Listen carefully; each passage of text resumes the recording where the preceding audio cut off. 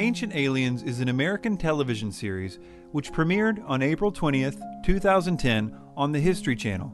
The program presents the so-called ancient astronaut theory, which is the idea that extraterrestrials visited the Earth in the ancient past, and that historical texts, archaeological records, and various legends contain evidence of this contact. I used to believe that the ancient astronaut theory was true. I spent years learning about it from the popular authors, from video presentations and radio shows. I was an enthusiastic promoter of this idea to my friends and family. Although I no longer feel that way, I want you to know that I have no personal reasons to reject this theory. My current worldview could easily accommodate the existence of extraterrestrials. I hope you will come away from this film, even if you disagree with it, saying that I fairly reviewed the claims of ancient aliens without bias and with respect. I hope to show you that this is not a matter of ancient aliens getting a few details wrong here and there and their main premise remaining true. That is not an option in my opinion. I hope to demonstrate to you that they are wrong not on some, but on every single point where they assert an ancient astronaut theory to explain evidence, and that often they are using deceptive means to do this, and sometimes even fabricating evidence to make their points, as we will see. I would also like the viewer to know that unlike many skeptics of the ancient astronaut theory, I actually concede that something out of the ordinary could have occurred in the ancient past, and that there are certain consistent themes in ancient mythologies and the like that require good explanations. But I think you will quickly see that the ancient astronaut theories do not explain this evidence. You will notice a number that appears periodically on the bottom right-hand corner of the screen throughout this film. This number will appear when I am making a claim that requires a reference in order to back it up, and it will correspond to a number on the companion website ancientaliensdebunked.com. This film is divided into 3 main sections, and each topic can be viewed independently at the website if you choose. I will occasionally be joined by commentary from Dr. Michael Heiser, one of the few actual scholars who has been willing to interact with the ancient astronaut theory. Dr. Heiser has been one of the most articulate proponents of the skeptical viewpoint of this theory, and has written papers and books, as well as almost a dozen websites on the issues we will be covering in this film. We are happy to have him as a part of this film, and we're happy to have you, the viewer, here as well. I encourage you to have an open mind and enjoy the film.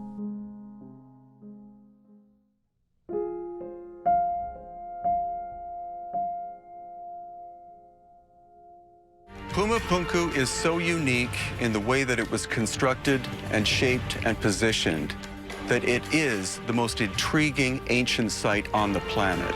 While the pyramids at Giza are incredible feat of achievement, compared to Puma Punku, the pyramids are child play.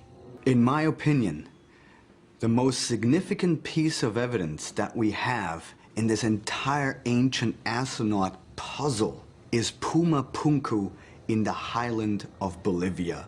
Well, if Puma Punku is considered such good evidence for the ancient astronaut theory, we should probably start off by looking at it. After all, it's the one that they say was built directly by extraterrestrials. Puma Punku is the only site on planet Earth that, in my opinion, was built directly by extraterrestrials. Ancient Aliens starts off with a false dilemma by making people think that it was absolutely impossible for ancient people to construct Puma Punku, even to the point of making outright false claims. One of the most intriguing things there is that the stones that were used there aren't sandstone, they're granite and diorite. The only stone that's harder than diorite is diamond. So the only way that this could have been achieved is if the tools were tipped with diamonds. This is funny because it's totally wrong. The stones are not granite or diorite at Puma Punku. They are red sandstone and andesite. But this is also funny because of the way that he says it. The stones that were used there aren't sandstone, they're granite and diorite. Well, yeah, actually, it is sandstone. You can't blame him, though. It becomes obvious that throughout the series, he often just repeats things he's heard in Erich von Däniken's books. Von Däniken's books are what the Ancient Aliens series is based on. Later, we see Erich von Däniken himself make the exact same, totally wrong claim. Of course made out of stones found on Earth, because you don't transport granite or diorite from another solar system. Von Däniken continues building up this false dilemma. One of these platforms is 800 tons. This is very incorrect. The heaviest block at Puma Punku is 130 tons, and most of the stones are much smaller than that, so he's off by a whopping 670 tons. Unfortunately, we will come to expect this kind of thing from von Däniken as we progress. Ancient Aliens spends quite a lot of time pointing out the various features in the stonemasonry at Puma Punku, and then declaring it impossible to do without power tools. Each of these small drill holes are basically evenly spaced along this routed groove. To me, it's clear that power tools have been used on this unusual block of stone here. Well, exactly, and this surface is as smooth as a tabletop, like in your kitchen. There's no wave to it or anything. This was machined. The sandstone and andesite stones at Puma Punku would have been easily worked with the most basic stoneworking tools. The idea that diamond-tipped power saws were needed is ridiculous. The red sandstone was relatively soft and easy to work with, and even though andesite is pretty hard, because of the way it cooled, it could easily be flaked off using stones as soft as 5.5 on the Mohs scale. Such pounding stones were found all over the andesite quarries in the area. Contrary to Ancient Aliens' claims that archaeologists are baffled by Puma Punku, archaeologists know the basics about how Puma Punku's stones were cut and shaped. This is partly because there is evidence for this all over the site itself. They actually used a method that almost all ancient stoneworkers used. They used hard pounding stones to pound out trough-like depressions. Later on, they used flat stones and sand to grind the stone to make a polished surface. We will see later on that this is also how the Egyptians, thousands of years before this, made their flat-surfaced granite monuments like obelisks. Sand, as we will see later when we look at Egypt, has extremely hard particles in it, and if placed between a flat surface and a rock, can polish even the hardest stones known to man. In fact, the harder the stone is, the better it can be polished using sand. We will also see how sand can turn a piece of copper into a very efficient granite saw or granite drill, a method which the Egyptians utilized quite well. Some stones at Puma Punku that Ancient Aliens would never show the cameras are the ones that are in the middle of this process. They show that at the same time a stone was being pounded by stone hammers, which created these trough-like depressions, the grinding and polishing was taking place on the other end of the stone. Unfinished stones like this one clearly show how they were shaped, and it wasn't with lasers. There's also unmistakable evidence of stone hammers having been used in places that were never meant to be visible, like where certain stones would be connected with one another. And because of that, it's hard for me to believe Erich von Däniken in this next clip, because it would mean that the alien toolbox had a laser gun right next to a stone hammer. Extraterrestrials arrive, the spaceship stands in orbit. Only a smaller space vehicle comes down like a space shuttle. So, just to protect their instruments, they make overnight, with their technology, what we call a base camp. Of course made out of stones found on Earth, because you don't transport granite or diorite from another solar system. And then they disappear. But the wall of their base camp is still there. It is true that stone tools would not be enough to construct Puma Punku, especially for some of the finer points. For that, they would need metal chisels and the equivalent of a carpenter's square. Entire studies have been done detailing how these cuts were made, and nothing spectacular is required except some metal tools like chisels. The arguments against this are usually either that a particular culture did not yet know how to cast metals, or that copper chisels would have been too weak. On the first point, we know that the pre-Incan Andean culture was very skilled at fashioning metals and creating metal alloys. In fact, the people who built Puma Punku were even pouring copper alloys into molds right on site, showing that they had more than enough capability to form all kinds of metal tools. But the question is, what about the tool's strength? Well, even if they were pouring pure copper into a mold, it would still work, but it would need sharpening often. But because archaeologists actually found a few of these metal cramps used by them on site, we now know that they were using a very strong copper arsenic nickel alloy, which made a much stronger final product. Arsenic acts as a deoxidant, preventing the metal from becoming too brittle, and nickel was used in copper alloys specifically to make strong chisels. Once you understand that they had the ability to make strong metal tools in a huge variety of shapes, there is no part of Puma Punku's stonework that would have been too difficult for them. Well, what about these 90-degree right angles that ancient aliens make so much about? One of the amazing things here at Puma Punku is the precision of the blocks. You can see with this block of granite that it's really been cut at very accurate right angles. To make flat surfaces with right angles, you don't need alien technology. You only need a square or a simple equivalent. It's important to keep in mind that Puma Punku would have been built thousands of years after the Egyptians, who had all kinds of squares and plumb bobs and levels and so on. It's a pretty basic stoneworking tool. That being said, despite what Ancient Aliens says, Puma Punku is not all perfect right angles. You can even see this, ironically enough, as the Ancient Aliens crew goes around with carpenter squares. You can see that some of them are simply not square.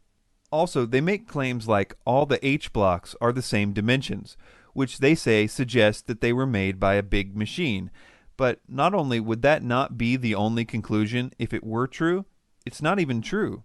The dimensions of the H blocks are not all the same, though they are close.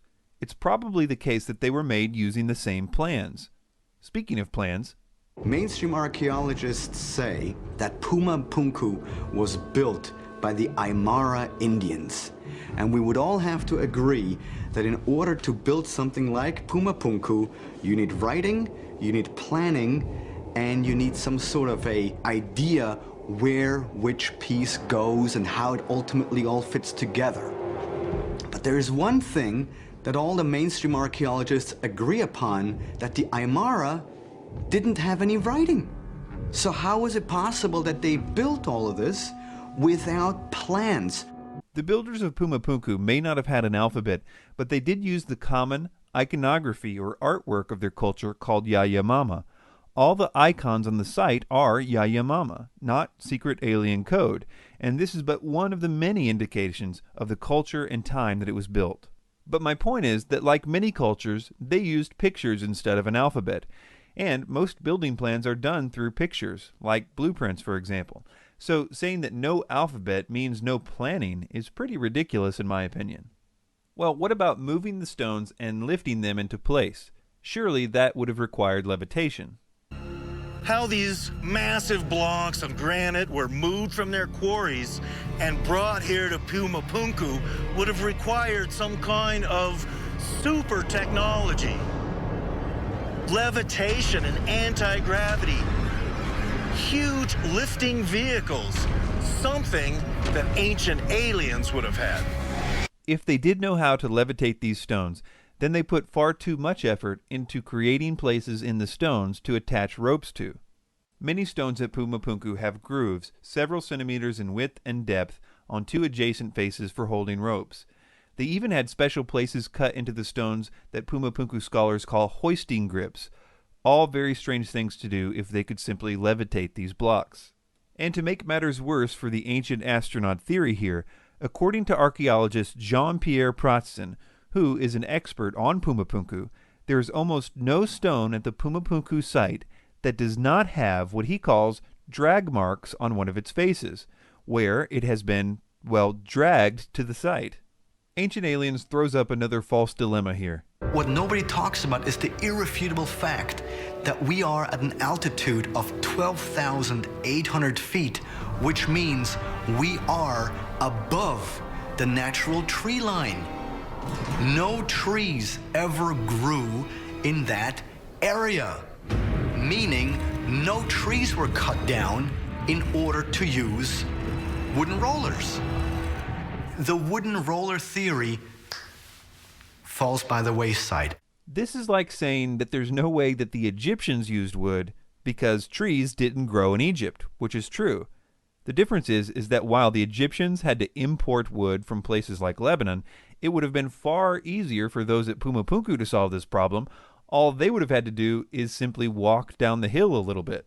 Okay, well, what about this claim? Logic does not exist at Puma Punku because there we have megalithic structures which just lie about this entire site as if ripped apart by some sort of a great force. I propose that logic still exists at Puma Punku, and that the scattered state of the complex can easily be explained. Quoting from archaeologist Alexei Vranich, quote, "The high quality of the stones made it attractive building material for houses, churches, plazas, bridges, even railways." In other words, the stones were pulled down and hauled off by locals for building material. In fact, we have the 400-year-old writings of a visitor to Puma Punku who said that the looting was in full swing even back then. He wrote that if the site was closer to town, he didn't think there would have been any stones left at all. Ancient Aliens says that Puma Punku is 17,000 years old. This is what Vranich said of this claim. Quote, "The idea that Tiwanaku is 14,000 years old is based on a rather faulty study done in 1926. Since then, there has been a huge quantity of work, both on the archaeology and the geology of the area, and all data indicates that Tiwanaku existed from around AD 300 to 500. For more information on the faulty study he's referring to here, I will quote at length from Jason Colavito, who has been debunking ancient astronaut theories for years in his books and blogs. He said the following about this claim. Quote, "Tiwanaku is not 17,000 years old. This date derives from the work of Arthur Poznański, who tried to apply archaeoastronomy to the site, but did so in ways that modern scholars do not recognize as legitimate. Poznański proposed a date of 15,000 BP, before present, i.e. 13,000 BCE, which the geniuses on Ancient Aliens misread as 15,000 BCE, adding an extra 2,000 years onto Poznański's already flawed dates. Here's what he did wrong. Poznański assumed that the Kala Sasaya temple at Tiwanaku was laid out with perfect accuracy to align to the equinoxes and solstices that he felt but could not prove were important to the Tiwanaku people. Thus, on a certain day, the sun was supposed to rise above one rock at the temple and set behind another. Ah, but which rock should we choose?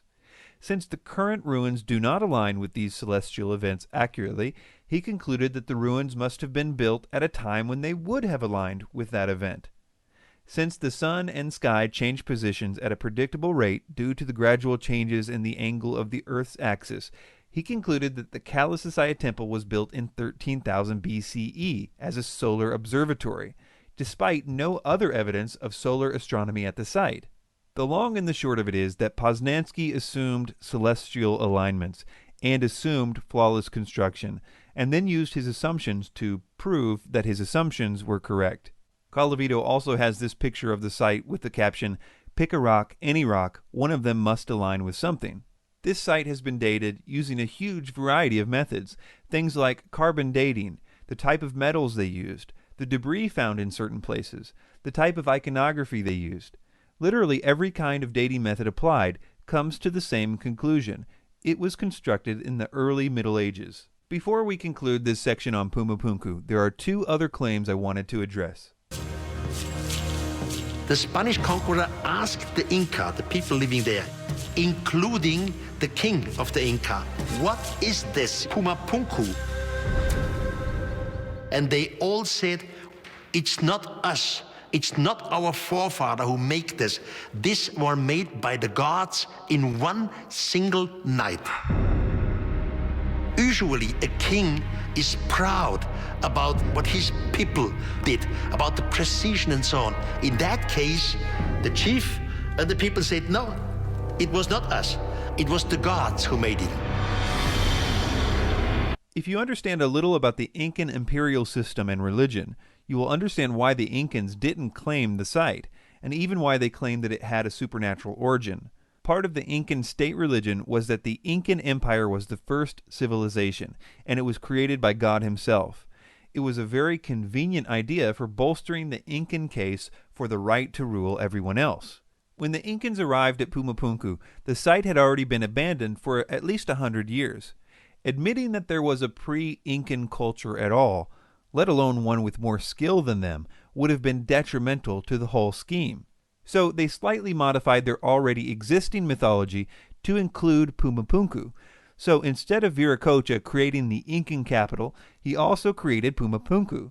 And just like that, the Incans were still the oldest and greatest civilization, even though everyone probably knew it wasn't true. And finally, Ancient Aliens says the following about what the ancient local people believed regarding who constructed Puma Punku. Local legends suggest that Tiahuanaco was built as a site of religious pilgrimage to celebrate the arrival of sky gods. But this is a total lie. Viracocha came from the sea, not from the sky. This is a very sneaky move by Ancient Aliens, in my opinion. So, in conclusion, the stones are not made of granite and diorite. The stones were easily workable with the tools available to the Andean culture, tools which we know included high-quality metal alloyed chisels.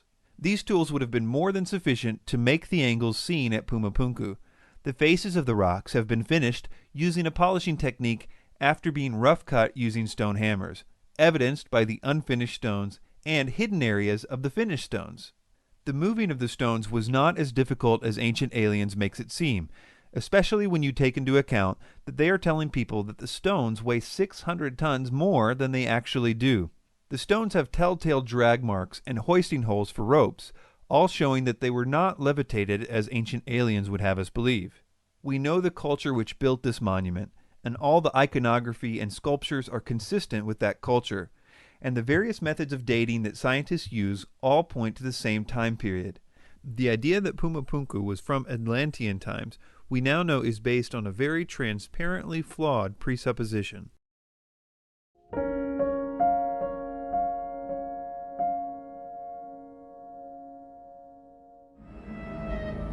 Perhaps the most familiar and most mysterious megalithic structure in all the world is the Great Pyramid of Giza. The enormous size and weight of the stones, multiplied by the sheer number of them, makes one thing certain. The construction of the Great Pyramid remains one of the greatest marvels and mysteries of architectural engineering. The pyramids at Giza are marvels of engineering, and there are many theories about how they were constructed, from the mundane to the fantastic. There are all kinds of theories on how the Great Pyramid of Giza was built. So many theories, you just sit back and shake your head. And that includes ET visitations, levitating the blocks with some kind of sound system. One place we can learn a lot about Egyptian stone-cutting methods is from the so-called unfinished obelisk. Here we have a 1,000-ton obelisk made of granite, which was abandoned midway through the project because of a crack that developed. This stone, because it is unfinished, gives us direct insight into how they cut and shaped granite, as well as other stones. On the sides we can see how these stones were separated from the quarry. A team of workers would line up side by side and pound their sections with a diorite pounding stone. Such pounding stones can be found all over this and other quarries in Egypt. This pounding only broke off millimeters of granite at a time, but eventually these trough-like sections emerged at each worker's station. After that, they would do the same thing on the bottom of the block, until it was supported only by a thin spine in the middle. Then it would be snapped off using levers. The people who created the Moai statues at Easter Island used very similar methods for quarrying stone, as did many other groups around the world, as we will see. After the stones had been roughly shaped using pounding stones, they would then begin to polish them with grinders. There have been many types of stone grinders or polishers found in ancient Egypt. They usually had a handle with a flat surface, which they would use to rub against the stone with sand as the abrasive. They were, well, sanding the stone. The various mineral particles found in sand are hard enough not only to polish hard stones like granite, but also to do what Ancient Aliens tries to make people think is utterly impossible, that is, to cut granite. The Egyptians had a variety of ways to cut granite, mostly involving copper and sand. There are plenty of saw marks on granite stones in Egypt, at the granite quarries, of course, as well as certain notable ones, like the famous granite sarcophagus in the Great Pyramid. The person who was doing the sawing on the sarcophagus sawed for a while at the wrong angle before realizing his mistake and going in the right direction, which left a pretty big mark for us to study. These copper saws came in 3 basic styles. One was a 2-person saw, like an old-time lumber saw. Another type was a small, handheld saw with a wooden handle. And finally, there was a tubular saw for making holes in granite and other stones. These saws are depicted in several Egyptian reliefs. Interestingly, they didn't require saw teeth to work. They only required sand to be placed between the saw and the stones. The sand was what did the cutting. This particular method of stone cutting has been tested by ancient Egyptian tool experts, and not only was it done, but it was apparently quite easy to do. However, sawing granite with copper was expensive because the copper would wear out somewhat quickly. Therefore, you mostly see granite in ancient Egypt being worked with pounding stones, finished with grinders and chisels. The saw work was reserved primarily for royal projects, like that of the sarcophagus. All of this really makes Ancient Aliens lose credibility, because all throughout the series, they make it sound like working with granite was only possible using diamond-tipped alien power tools. But as all this relates to the Great Pyramid's construction, it's important to remember that almost none of the pyramid is made from granite, except for a few things like the roof supports for the king's chamber. Most of the stone was sandstone and limestone.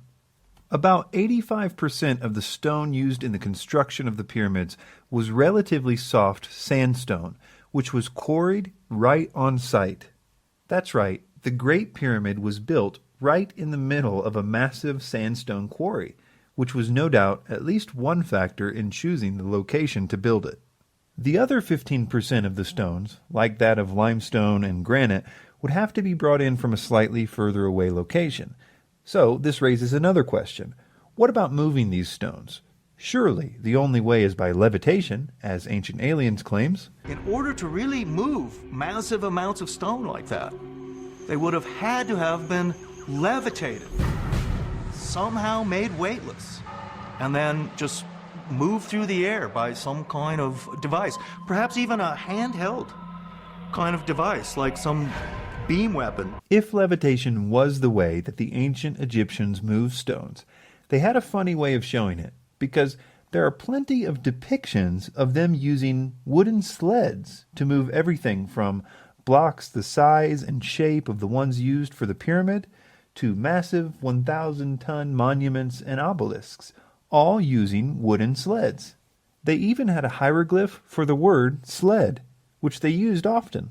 In fact, 3 such sleds have been found intact by archaeologists, and they have all kinds of places to attach ropes to. Speaking of ropes, ropes made out of papyrus and other materials have been found in Egypt, some of them with a massive circumference, suggesting that they were used for extremely heavy objects. Boats were used for stones that needed to be imported. In fact, a channel was dug from the Nile to the construction site, so no stone had to be dragged very far anyway. So, what about the construction of the pyramids? How exactly was it done? Part of the reason that the Ancient Aliens perspective is attractive is because some of the other popular theories concerning the pyramid's construction have serious problems, such as the single ramp theory, which would have had to extend out more than a mile and would have had to have more stones in it than the pyramid itself. Another one is the spiral ramp theory. This one is problematic because some of the ledges only had about 2 feet or less to work with, certainly not enough to hold a ledge that would carry workers and stones the size of the ones used. Also, a structure like the pyramid would have had to have been constantly monitored for geometric accuracy as it progressed upwards, because being even a few inches off on a lower level could cause the top to be off by a huge amount, and a spiral ramp would have made it impossible to survey the geometric accuracy of the pyramid as it progressed. Add to this that there's no actual evidence for either of those theories, and you can see why people are looking for alternatives. While doing research for this documentary, I came across a new theory about the pyramid's construction that I had not heard before. At first I planned to mention it only briefly, but the more I heard of this theory, the more convinced I became of its validity. It was proposed not by an Egyptologist, but by an eccentric French architect named Jean-Pierre Houdin. And if Jean-Pierre is correct, knowing how the blocks were raised in the pyramid also happens to explain some of the other mysteries, like the purpose for the odd-shaped Grand Gallery, as well as the purpose of the granite blocks above the king's chamber, and why there were 3 burial chambers cut at different levels in the pyramid, 2 of which were unused. I will very briefly explain this theory, but I highly encourage you to visit the links at the website on your screen, because the specifics of this theory are something that any pyramid enthusiast should be very familiar with, in my opinion. The basic idea is that there was an internal ramp in the Great Pyramid, and workers dragged the blocks through it until they reached the corners, at which point the block was repositioned for another team to pull it up the next ramp. Also, the exterior limestone blocks with the polished finish would have been positioned and aligned first to ensure geometric accuracy, and then the sandstone blocks would have been positioned behind them as filler. This would mean that all the internal chambers, like the Queen and King's chamber, were built as the pyramid progressed upwards in the light of day. This internal ramp theory, unlike some of the others, is actually supported by quite a lot of physical evidence. For example, in the 1980s, a French team, looking for hidden chambers, conducted a full-scale gravimetric survey of the Great Pyramid, kind of like a giant X-ray map of the entire pyramid. They actually found evidence of this internal ramp through their study, but they had no idea what to think of the spiral pattern they saw at the time, so they simply filed it away until they heard about Jean-Pierre's internal ramp theory 14 years later. In addition, there is this notch high up on the Great Pyramid, which, according to Jean-Pierre, rests exactly on the 7% grade where you would expect to find the internal ramp, and would be at the exact place where the workers would have lifted the blocks and changed the direction for the pullers. Bob Breyer, an Egyptologist who was working with Jean-Pierre, was only allowed a few minutes to survey this notch and take a few pictures and measurements. They found that there was indeed a large space behind these stones, and they made extensive computer models with the pictures that were taken. As of 2012, the team is still waiting for clearance from the Egyptian authorities to conduct a full-scale survey of this notch. But perhaps even more interesting than this is the purpose for the Grand Gallery and the granite stones above the king's chamber. I mention them together because, according to Jean-Pierre, they are intimately connected. First, it's important to know the main difference between the Great Pyramid and the other 2 pyramids at Giza is that the Great Pyramid's burial chamber was inside the pyramid. The other 2 were underground, cut directly into the bedrock, which meant that in those 2 pyramids they did not have to worry about the hundreds of thousands of tons of stone above it collapsing onto the tomb. The Great Pyramid was different. Its chambers were in the middle of the pyramid, and because of this, the designer had to get creative to prevent the stones from collapsing in on the chambers.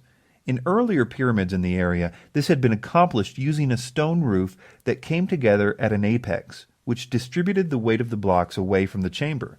But for the Great Pyramid, the designer wanted to be more ornate, opting for a flat roof in the king's chamber, which would have easily collapsed if he didn't find a way to distribute the weight of the stones above it away from the roof. He ingeniously added a series of large granite blocks, spaced out evenly above the chamber, capping those stones with the same apex roof idea from the earlier pyramids, which distributed the weight safely away from the king's chamber ceiling. This did indeed solve the problem of the weight of the stones collapsing the chamber, but it caused another problem. How could you get those granite stones up there for placement? They would have been too big for the internal ramp, and too heavy even at a 7% incline. For the solution, we look to the Grand Gallery. The Grand Gallery has puzzled Egyptologists ever since it was discovered. It's such an odd shape, and it doesn't seem to make sense to construct it the way it's constructed if it's simply a path to get from point A to point B. This has led to much speculation about its purpose. Jean-Pierre has proposed that the Grand Gallery was used as a massive counterweight system, where a wooden trolley was loaded with stones and rigged with ropes, and was used to provide the force to lift the heaviest objects. Basically, it was the equivalent of a freight elevator. There's actually a lot of physical evidence for this too, and it explains all kinds of peculiar details about the Grand Gallery. For example, the odd holes in the so-called benches of the Grand Gallery were used to connect a wooden guide system for the trolley. It also explains why there are remnants of grease as well as scratches along the bottom of the chamber where the trolley would have rubbed against the stone. It was apparently lubricated to make it run smoother. It explains the odd way the stones were worn at the top of the so-called step of the Grand Gallery, exactly where the ropes would have had to be. This area has now been cemented over to make a step, but you can see in the old pictures what it looked like when the first explorers arrived. This freight elevator would have required a small external ramp, which there is some evidence for, and even those who oppose the long, single ramp theory agree that there probably was a small ramp at the beginning of the construction. This ramp would have been dismantled after the completion of the king's chamber, and the stones would have been dragged up the internal ramp to finish the rest of the pyramid. Jean-Pierre and his team have made a lot of converts to this idea, including a number of well-respected Egyptologists and pyramid experts. But as of 2012, they are still in the final stages of being approved by the Egyptian government for more work on the site. Houdin's idea of an internal ramp, I think, is coherent. I think there's good circumstantial evidence for it. If you have watched the National Geographic special on his view, I think you would agree that there is good circumstantial evidence for it. It has a lot of explanatory power for a lot of the fundamental questions. And I think it's important because Houdin's theory depends on a very simple idea in engineering, both in the ancient world and in today's world, and that is the use of weight and counterweight, using the weight of one object to lift an object of greater weight. Whether or not this theory proves to be perfectly true in every respect will hopefully soon be seen. But I at least hope that by now most of us can see that these construction techniques are well within the capability of mankind to conceive of and to do without the intervention of aliens.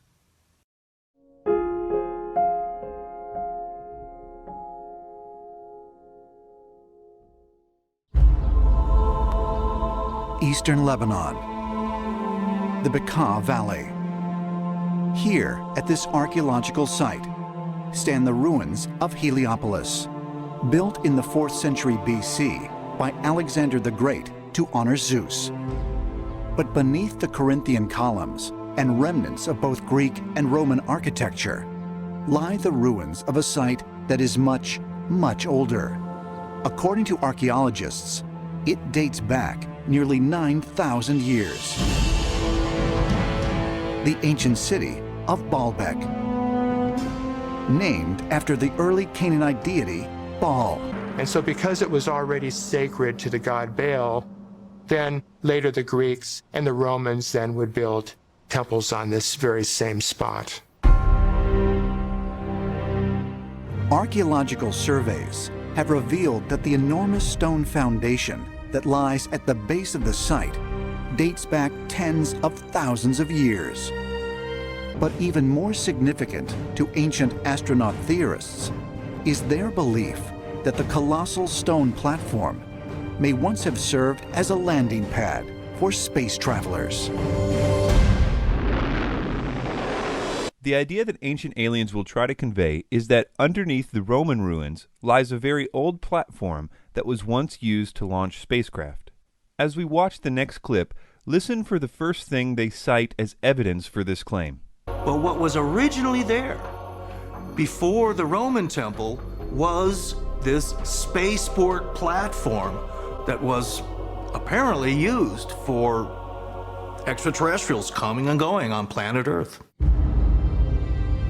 As evidence, researchers point to the gigantic megalithic stones incorporated into the foundation, each weighing between 800 to 1,200 tons, and perfectly fitted together. These three stones they're referring to are called the trilithons, and the heaviest of the three is 800 tons, not 1,200 tons as they say. There are two other stones that are heavier than this around the area, but they are unused, still connected to the bedrock in the quarries, and thus are obviously not part of the trilithons. The way the information is presented about these three stones leads the viewer to believe that they are part of the foundation or platform of the Baalbek site. What they want the viewer to think is that spacecraft lifted off and landed on the stones of this platform. They also claim that these 3 stones cannot be of Roman construction, as the mainstream archaeologists believe, but they say that they were part of the earliest structure at the Baalbek site, and that the Greeks and Romans only built on top of this ancient foundation. And it is true that there was a very old pre-Roman temple at this site, but we will learn more about that later. Our focus at the moment is the Trilithon stones. Ancient Aliens says that these 3 stones are the real mystery of Baalbek. This is the real mystery of Baalbek, how these stones came to be there, why they were placed there, and specifically how they were transported into place, because some of the stones are of such magnitude that modern machinery is incapable of putting them there, but somehow our ancestors were able to do this. To solve this mystery, we need to first understand that these 3 stones do not form the foundation of Baalbek, as is so often suggested. The Trilithon stones lay end to end, or long ways, and are part of the narrow wall on the western end of the complex. They are most certainly not the foundation, nor do they constitute a platform, and it would be very awkward for a spaceship to land on top of them, considering the space on top is so narrow. Ancient Aliens tries to make it seem like no one knows the purpose for these stones, or why they had to be so heavy. But if the moving, hoisting, and setting of such massive stones was so incredibly difficult, then who, or what, placed them there? And perhaps more importantly, why? The truth is that the purpose for this wall is very well known by archaeologists. It was a retaining wall. Retaining wall technology really improved with the Greeks because of the importance of the amphitheater in their culture. Because most amphitheaters were sunken into the ground and surrounded by earth, they needed to construct retaining walls to hold back the soil. Then the Romans came along and basically perfected the practice. The rule of thumb in retaining walls, even today, is the bigger and heavier the stones, the better the retaining wall. Also, the stones needed to be in as big of sections as possible. In other words, huge sections of uncut stone. It's no coincidence that some of the biggest single stones in the ancient world, besides Baalbek, are also used in retaining walls, and by the Romans as well, as we will see. Retaining walls were especially important if there was a lot of soil erosion at the site, or if the platform you were trying to build was on a steep incline. At Baalbek, the platform was built right on the side of a huge hill, so for that reason alone, it would require a retaining wall if they intended to make a large level platform. But if you added to that a soil erosion problem, you would have 2 very good reasons for a huge retaining wall at Baalbek. So, does the area around Baalbek have a problem with soil erosion? The answer is yes, probably one of the biggest in the world. You can see evidence of soil erosion all around the Baalbek site. The soil from the top of the hill has been sliding down the hill into the valley below for hundreds of years. One of the leading causes of soil erosion is deforestation.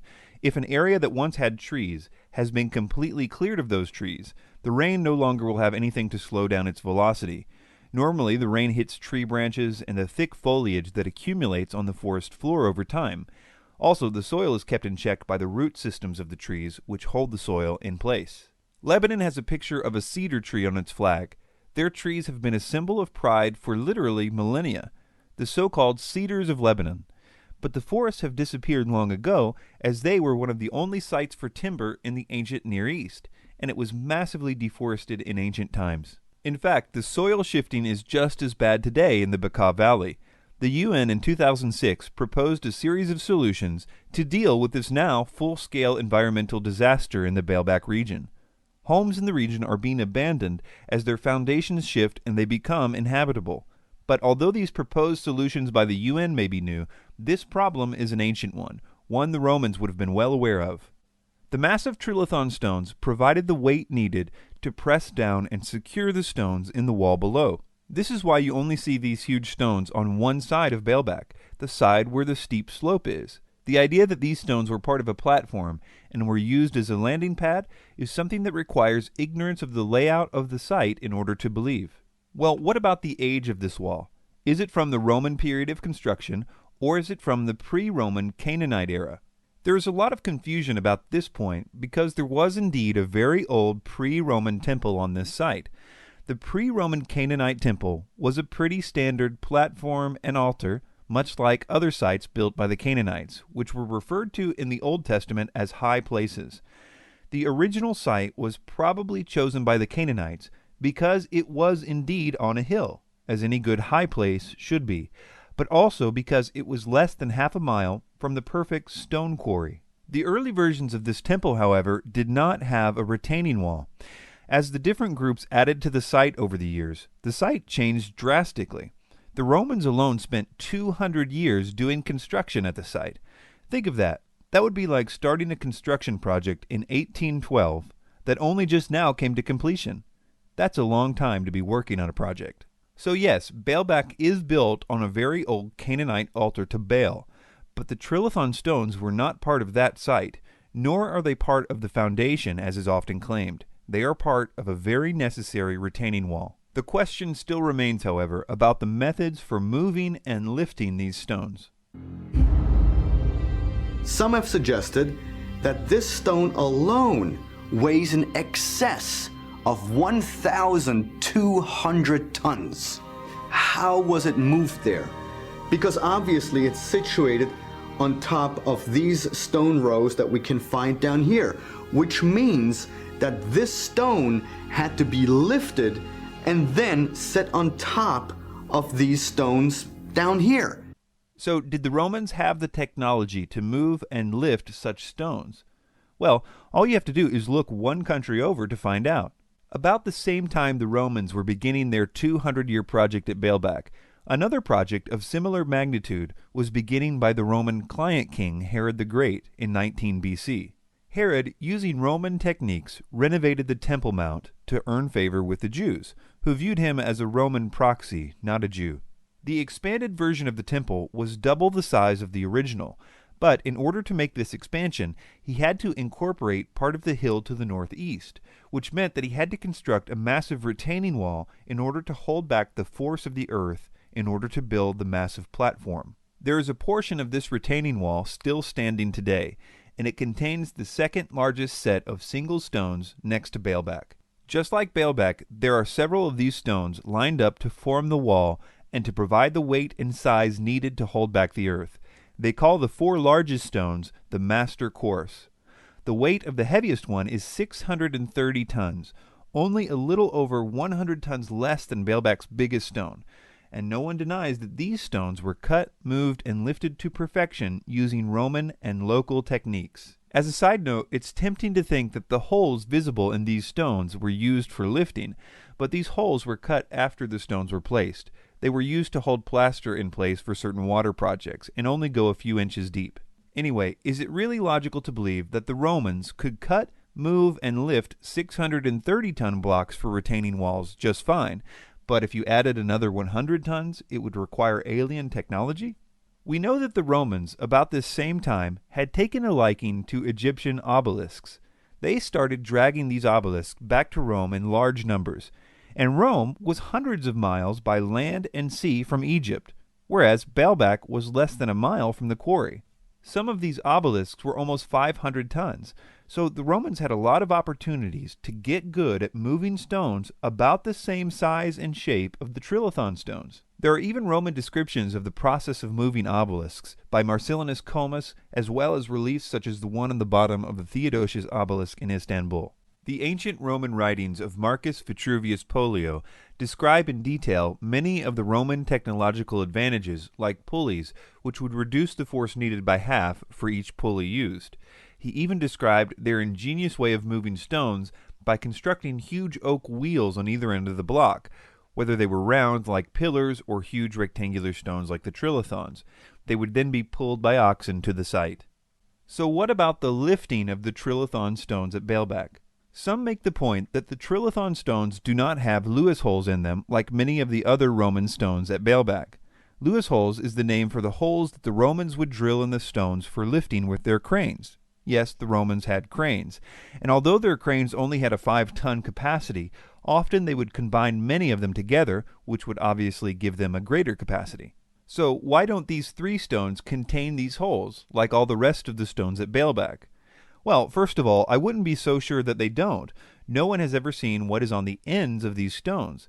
It may very well be that they decided against a straight-up or dead lift of the trilithon stones because of their weight, and instead decided to lift up only one side of the stone. You would really only need to lift it high enough and long enough to get even the smallest brace underneath it, because at that point you would have a number of mechanical advantages and therefore options. For example, watch as this man makes a Stonehenge in his backyard all by himself using a simple counterweight method. I've tried to do this without any mechanical machinery at all. I've used mostly sticks and stones for my equipment. No pulleys, no hoist, no metal levers. Just try to use gravity too, I believe is my favorite tool. Whoop. The first goal is getting this block 3 feet off the ground. In order to move it up to this point, I just rock the block back and forth, adding weight to that end, and that opens a gap on this side, and just slide a board in. Then I add the weight to that end, there she goes, and slide a board in on this end. This shoring box acts like a jack, slowly raising the block. But it's not really even necessary for them to have been lifted. A French paper written by Jean-Pierre Adam meticulously details how the stones could have been moved using the specifications provided by Marcus Vitruvius Pollio by constructing roads underneath the stones on rollers, and the roads were raised to lead to the exact place of their placement, which was easy at Baalbek because of the terrain, so it wouldn't require any lifting, and then using man-powered drums and a system of capstans to pull the stones along the road. This method would have only required 144 workers to accomplish. It's also helpful for people to remember that the largest stone ever moved in the world is the so-called Thunderstone in Russia, moved in the 1700s using no modern equipment. This stone is 1.5 tons larger than the largest trilithon stone, and we know that moving it didn't require any alien technology.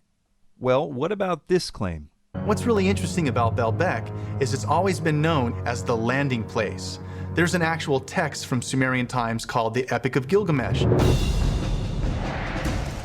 Gilgamesh actually claims to have seen rockets descend and ascend from Baalbek, the landing place. These claims come directly from the writings of Zecharia Sitchin, and they are totally untrue. Baalbek was not called the landing place, and the Epic of Gilgamesh never speaks of rockets ascending and descending anywhere in it. If you're going to make these assertions, okay, I would want the passage. I want to see the passage in Gilgamesh that names Baalbek specifically. Okay, I'm naturally skeptical that there is such a passage, but if you're going to make this claim, you have to be able to establish with certainty, not even just a general region. You have to establish with certainty that these are the stones, or that these stones are what is being referred to in any given text. Sitchin, when making this claim in his book, never tells the reader where they can find this in the Epic of Gilgamesh. This is probably because it makes it harder for the reader to check his facts. Yeah, I have personally found the writings of Sitchin very frustrating from the perspective of a scholar and an academic, which is what I am. It's sort of reflexively what I look for. It's very hard to follow his trail because he just doesn't cite sources. Even if he cites a source, for instance, an ancient text, he doesn't give you sort of the chapter and verse. He doesn't give you the tablet numbers, the line numbers, and I have to look at it and say it's either really lazy or he doesn't want you to be able to check up on him. It's one or the other. I will link the actual section of the Epic as well as a link to the online resources to check the Sumerian text for yourselves at the website ancientaliensdebunked.com. Nowadays, all the Sumerian tablets, including their own dictionaries, are searchable online.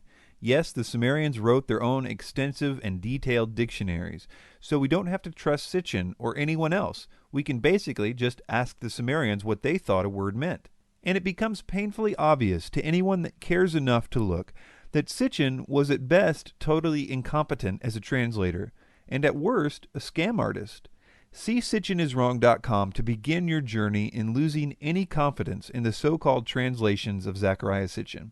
In conclusion, the trilithon stones are part of a necessary retaining wall, not a foundation, and such walls were common to the Greeks and Romans.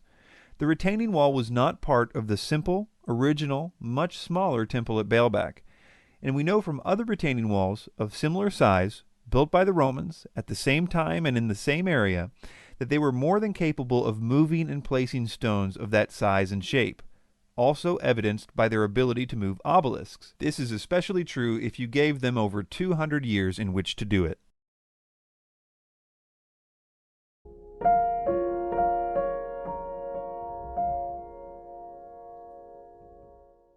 We will look at Incan megalithic sites like Machu Picchu all in one segment, because Incan stonemasonry was all done more or less the same way. In regard to Incan building, Ancient Aliens focuses most of its attention on the curved or beveled edges of the stones. They say that it looks like the edges of these stones were melted. Notice as we listen to them build the case for this, that the reason they believe this is true is based entirely on the way the stones look. There are signs in many of these stones that show very large amounts of thermal heat have been applied to mold the stones in such a way that they fit perfectly. And so it really does raise a lot of questions. If you look at the style the Sacsayhuaman wall was built, the blocks look as if they've been molded like putty. If you can mold stone into place, then all of a sudden, as crazy as this sounds, it makes more sense. Now, melting granite or any other stone and reshaping it would leave unmistakable evidence in and on the stones themselves. In other words, if the rocks were melted, it would be easily provable. It would not be a matter of what the stones look like. It would be a simple yes or no question. Ancient Aliens skips this step of proving or disproving their theory. Instead, they assume that the rocks were melted based on the look of the stones and move on to the step of trying to figure out who would have the technology to melt stones. I have a stone torch, which I use for sometimes shaping granite, and I mean, it generates a temperature of in excess of 3,000 degrees. 3,000 degrees. That's a lot. When we look back at the ancients, and we see a technology that they couldn't possibly know, there's only two possibilities of that. Either God did it, which we really don't think happened, or some high-tech civilization from another planet came and showed them how to do it, then took their materials and tools and went back home. I think there's at least one more possibility that Mr. Dunn may have missed. Every shaped stone at any Incan site has what archaeologists call pit marks or pit scars. They occur when stone hammers are used to quarry and shape the stone. In addition, archaeologists have found a huge number of Incan stone hammers at the quarries. And, almost uniquely to the Incans, they are found at the building sites too, because the Incans only rough cut the stones at the quarries. They did the finish work on site, so the stones would perfectly fit the stones around them. Well, how did the Incans accomplish these beveled edges? They used a smaller gauge stone hammer for the outer section. The evidence for this can be seen on every single stone that has these edges. You can see that the pit scars are much more numerous and smaller on the edges, showing that more blows with a smaller stone was used to achieve the detail work. Another reason that this is no mystery to archaeologists is because there are a large number of stones in various stages of construction in the ancient Incan quarries. These stones reveal that indeed the Incan stonemasons were using some of the most basic tools, even for their time. If you would like to learn more about the details of this, I'll link you to some peer-reviewed papers that can tell you more than you'd ever want to know, including details of experiments done. For example, a single scientist in 90 minutes accomplished similar cuts with similar tools. And all of this makes what Dunn says here one of the most off-the-wall things ever said in the Ancient Aliens series. I can't help but think that whoever was behind this thought the process through from beginning to end. They didn't quarry the rock and then decide, how the heck are we going to transport this? They knew from beginning to end what needed to be done with whatever techniques and technology they were going to use. In industry today, there's a kind of an adage, keep it simple, stupid. Based on his experience, Mike Dunn believes the simplest way to build the Great Walls of Machu Picchu would have been to transport small rocks to the site, then melt them, and use molds to fashion the exact size and shape needed. So he says it's more simple to melt the granite, something so complicated that we don't really even know how to do it today. Is that really the most simple solution he could come up with? And then to say that they poured the melted rocks into a mold. I mean, look at these walls. Can anyone look at this and say, yeah, that looks like they were made from the same mold? These are not exactly bricks of the same size and shape. Unless he wants to say that they made a new mold for every block, in which case we would go well out of the range of this being the most simple solution.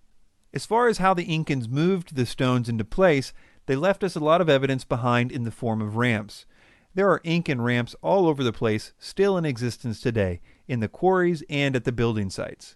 The Incans had one of the most massive workforces in all the ancient world.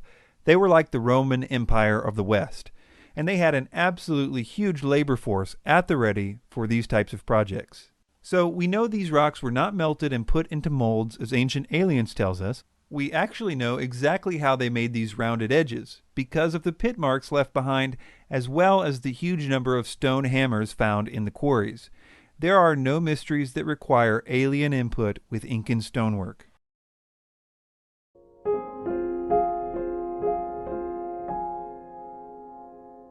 Many people are familiar with these images of stone heads, called moai by the locals. Ancient Aliens tells us that nothing is really known about them. How in the heck did they make these? Where did they come from? And how did they move them? Nobody has the answer. This isn't true at all. For instance, we know exactly how they were cut and shaped, because the construction of the moai was abandoned abruptly. So there are plenty of examples of moai in various stages of development. Also, the stone tools that they used to pound out the relatively soft volcanic rock were found all over the quarries. Here's a clip of one of the locals explaining to his grandson how the moai were built. He thinks that 20 people carved this moai over a period of time of 5 to 6 years to this stage. This is our sections of people who were, given as your assignment. This is your section. You can carve, and you can see different, ways of doing it, and you can clearly see the talkie marks and how the people were carving and going in and make these deep cuts in the rock like this, that. The channels reached around and eventually formed a boat-like keel until the statue could be snapped off and fully extracted. Ancient Aliens spends most of its time here discussing the moving of the moai, and it's interesting the angle that they take, because it seems that they are aware that there have been many successful experiments moving moai with wooden sleds and minimal workers. So Ancient Aliens has to do what they do best, create a false dilemma. But there is a unique problem with the idea of moving moai with sleds or rollers. When you go to Easter Island, you don't get the impression they had enough wood to have rollers. And in fact, in the 1700s, the first 4 expeditions to Easter Island never really saw a tree. And so that's the real mystery of Easter Island.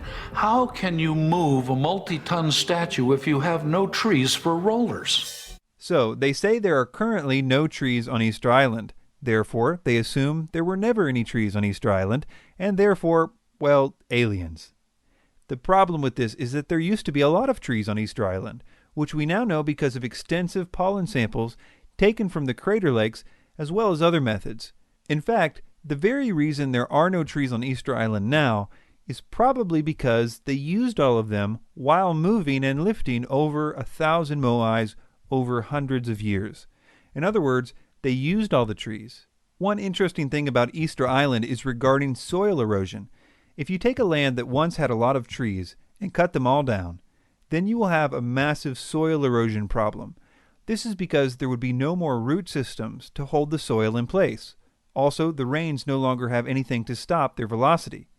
The soil erosion at Easter Island is so notorious that if you type soil erosion into a search engine, you will see that the Wikipedia page has a picture of Easter Island. Some of the moai actually have full bodies, they're not just heads, but because of soil erosion, even in a very short time, they have been covered up to their necks in soil. This is a direct result of the land being completely deforested. So we know for sure how these moai were cut and shaped, that is, with simple tools which are found all over the quarries. And we know that if they had trees on Easter Island, then there are no problems with moving them and prying them into place. And Easter Island used to have a lot of trees before their fascination with creating moai exhausted their supply.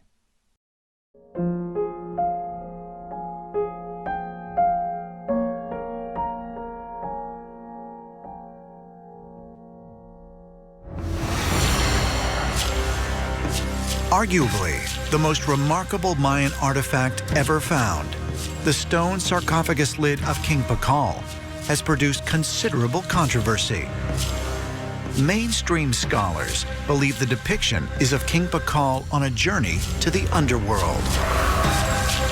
But ancient astronaut theorists believe the king is portrayed seated at the controls of a spacecraft and have dubbed him the Palenque astronaut. He appears to be going into space. He's the original rocket man. There, manipulating his spacecraft, going into space.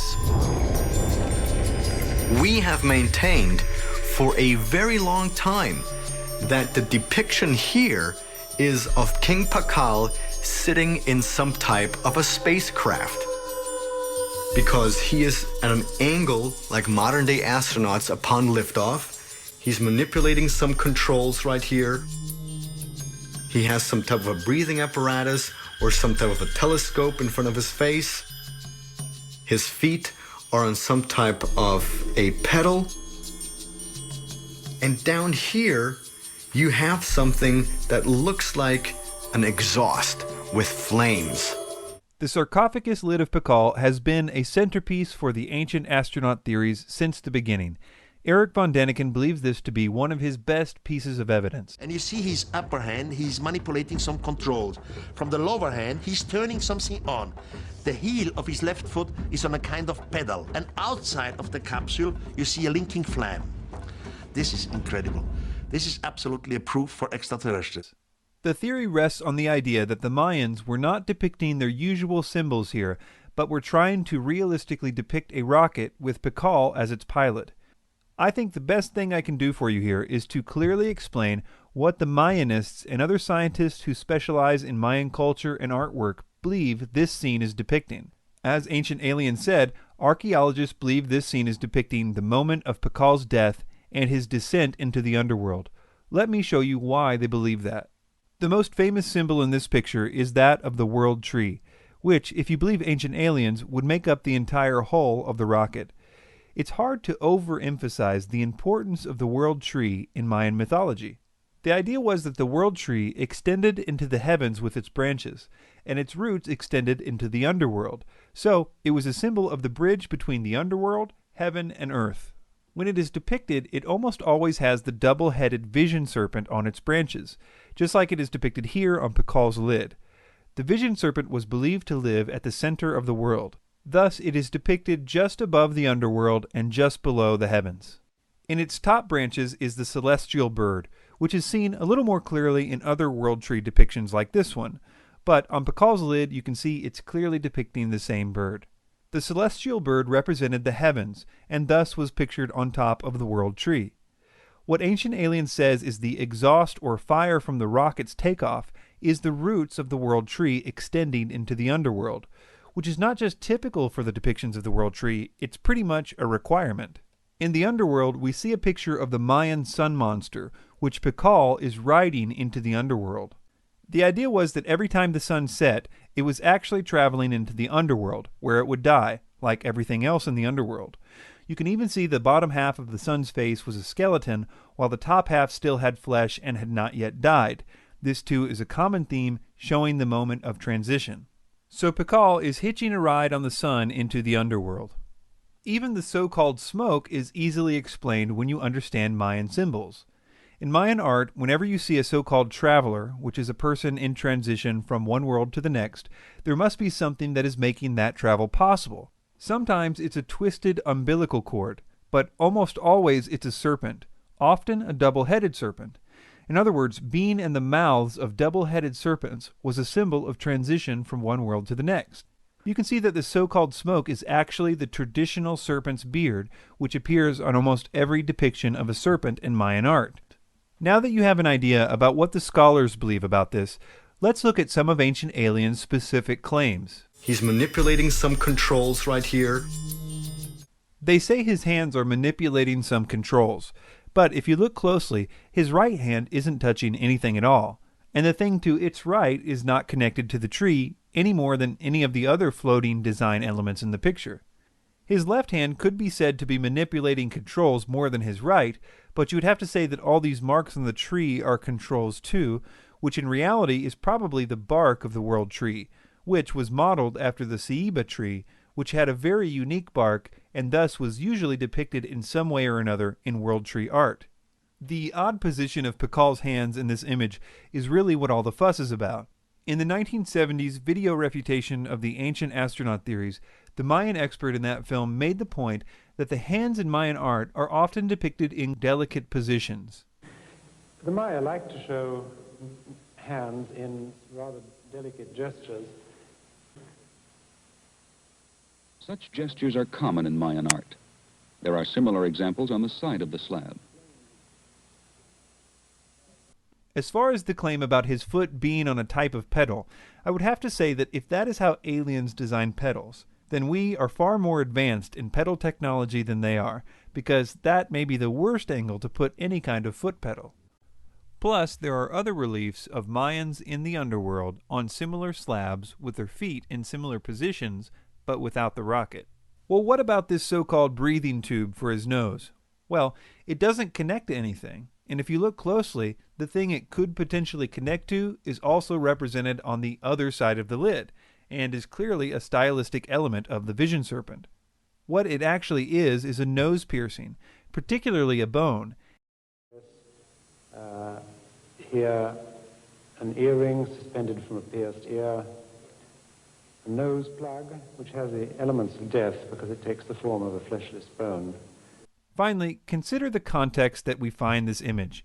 It's on a coffin lid, so the mainstream view is perfectly in line with that, and the whole concept was common in Mayan burials.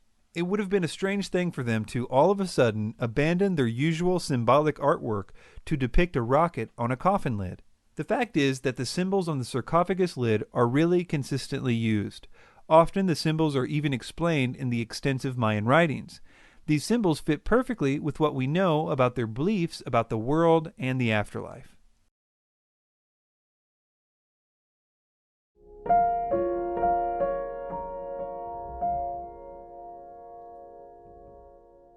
The Nazca Lines of Peru have been an important part of the ancient astronaut theory since its beginning.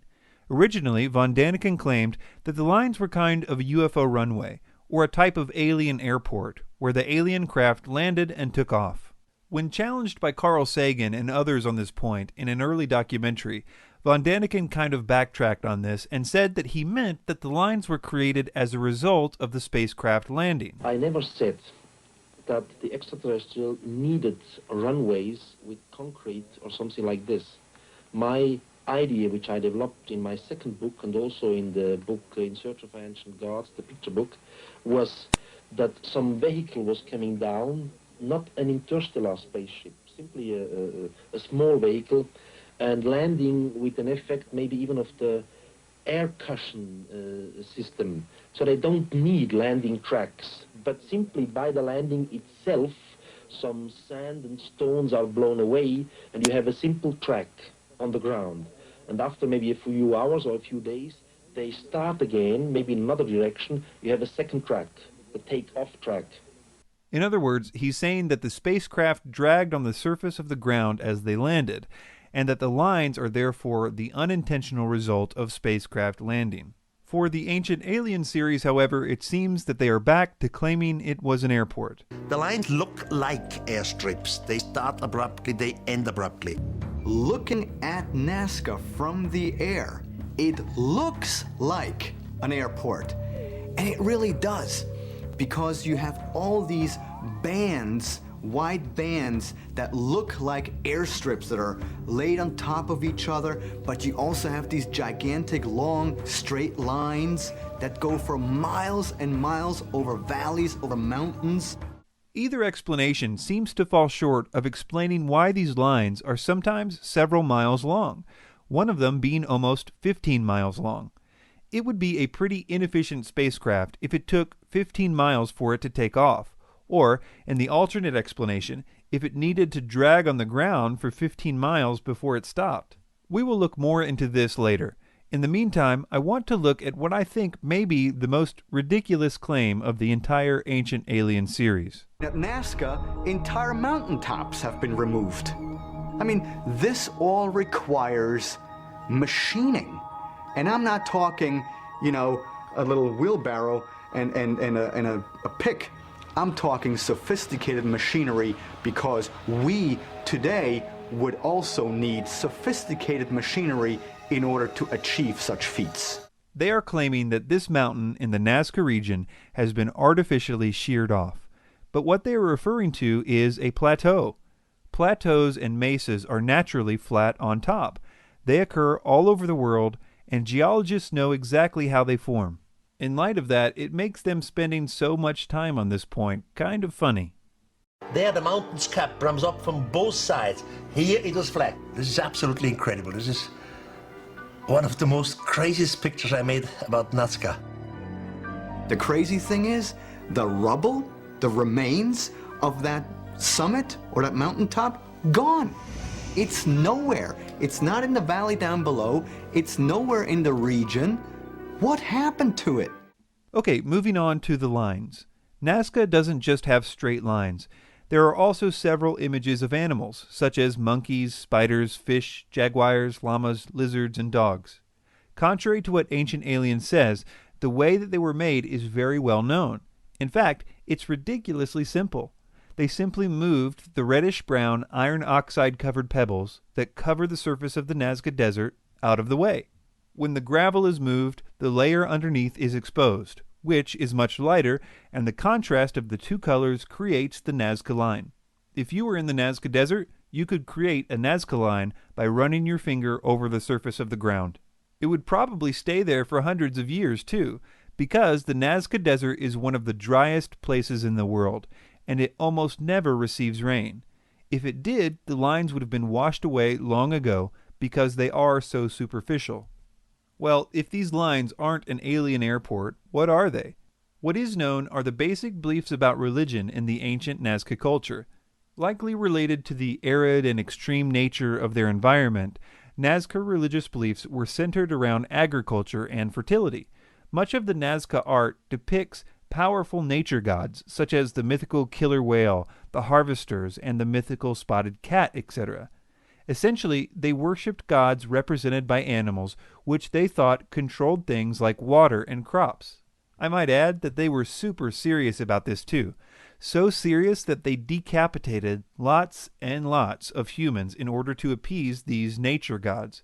I think it's fair to say that the Nazca people were obsessed with beheadings. On their pottery, it depicts crops growing from severed heads, and there are other things too that show the connections that they believed severed heads had to good crops. All that to say that these people were dead serious about farming, and if you're serious about farming, you must also be serious about water. And if you are farming in the desert, then it's off the charts how serious about water you would be. I mention this because it helps to explain what the Nazca Lines likely are. First, let's take the depictions of animals. For the most part, all of these animals can also be found depicted in Nazcan pottery. They were the Nazca gods of water and fertility. If you asked an ancient Nazcan what they believed about the world and how it worked, they would likely say something like, "We take hallucinogenic drugs, we cut off a lot of heads, all in hopes that the monkey spirit will help us have some good crops this year." That just isn't what you would expect to hear if these people were smack dab in the middle of a massive mining operation conducted by UFO flying spacemen. There should be some hint of that in their mythology, if it were true. But if it is true, they apparently couldn't have cared less based on their lack of any indication in their belief system. Moving on to the actual lines. In order to understand these, we need to know a few more facts. One aspect of the Nazcan religion was huge pilgrimages. Massive amounts of Nazcans would walk to certain holy sites throughout their year. There they would participate in big religious events. The main place that they walked to was a place called Cahuachi, very near the Nazca Lines. For a long time, archaeologists thought that it was the biggest Nazcan city ever found. But slowly they realized that it was never a place of permanent residence, but was only a place for all the pilgrims to converge. And what they did after they all walked there was, well, do some more walking. These walks are called processions when they are in a religious context. In the Nazcan culture, everyone got together and walked on these specific paths. The idea was that by getting everyone together and doing these rituals, they could appease these water gods. And even when the straight lines were not directly above underground water reservoirs, they were leading to mountains and other sites which were associated with the water gods, where the people would then worship those gods. So, in conclusion, the mountains weren't shaved off. The idea that it was an airport makes no logical sense, and the symbols and rituals which were a huge part of the Nazcan culture more than explain the so-called Nazca Lines.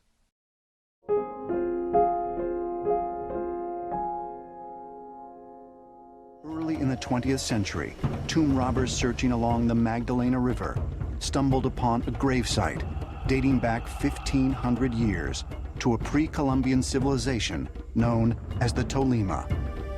Among the funerary objects found there were hundreds of small 2 to 3 inch gold figurines. Many of those looked like insects and fish. However, out of those hundreds that they found, they also found about a dozen that are eerily reminiscent of modern-day fighter jets. Okay, so he admits that when these things were found, there were hundreds of them that were clearly representing insects and animals, and only about 10 of them that looked like jet airplanes. Now, before we get into the specifics, I would like to appeal to your sense of logic.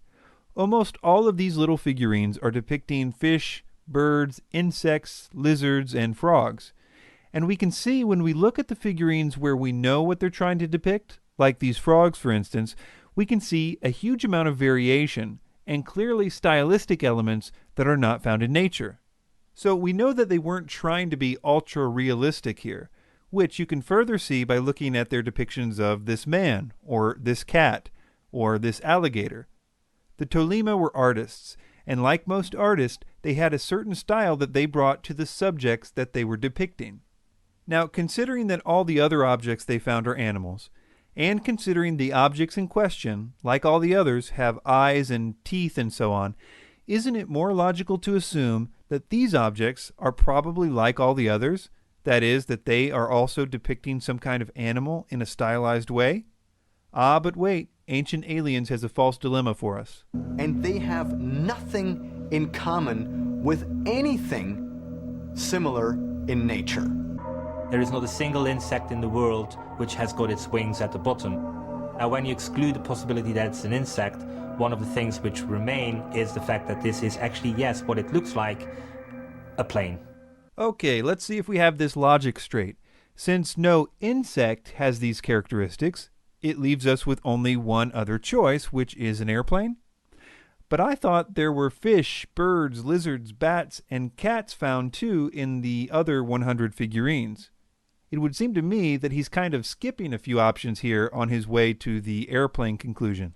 Let's take the most famous one, for example. This is the one that we will see later that they made a model airplane out of. The tails of all these figurines are vertical, which would make me think of fish, which also have vertical tails. One fish that the Tolima would have been familiar with is the sucker-mouth catfish. This might explain the round head and the big eyes, and even the small protrusions on the front of the fins. You can see that some varieties of this species of catfish have small protrusions on the front of its fins as well. When you look at the other gold figurines, you can see that not only were fish a common subject, but many different species of fish were represented. Because of the number and placement of the fins, fish are proposed for some of the other figurines as well. So when he says that no insect has its wings on the bottom, so it must be an airplane, I can only see that as deceptive, considering the placement and angle of the fins are perfectly accounted for in many fish species that were available and important to the Tolima culture. In other words, airplanes don't have a monopoly on being aerodynamic. To prove one of these figurines was aerodynamic, which according to ancient aliens proves it was a plane, they built a model of it. Here's what they say about it. It was rather simple because we don't need to put much parts to this shape because this shape is perfect. Everything was already done by the native people 2,000 years ago. They did not add an inch or remove an inch. They just essentially blew the little thing into a larger size. I mean, this is sensational. No, they didn't add an inch or remove an inch, unless you count things like totally removing the big curls on the front of the wings, which would have rendered the model totally useless for flying. They also added curvature to the wings. They added flaps, a landing gear, and one more little thing, a propeller and an engine. Finally, I want to appeal to your sense of logic on the following point. Consider that all we know about this culture reveals them to be simple farmers, fishermen, and artisans, people that lived off the land. And considering that there is nothing in the extensive amount of archaeological material from this culture that would suggest knowledge about planes landing and taking off all the time, is it logical to assume that aliens landing and taking off in their backyards made so little impression on them that they only devote 10 of the hundreds of figurines to it and only in one tomb? Or is it more logical to assume that just like the other hundreds of figurines with eyes and teeth and fins, that they are highly stylized animals, like fish, that they knew about and relied upon in their daily lives? I think even a die-hard ancient astronaut theorist would have to admit that logic is not on their side on this one.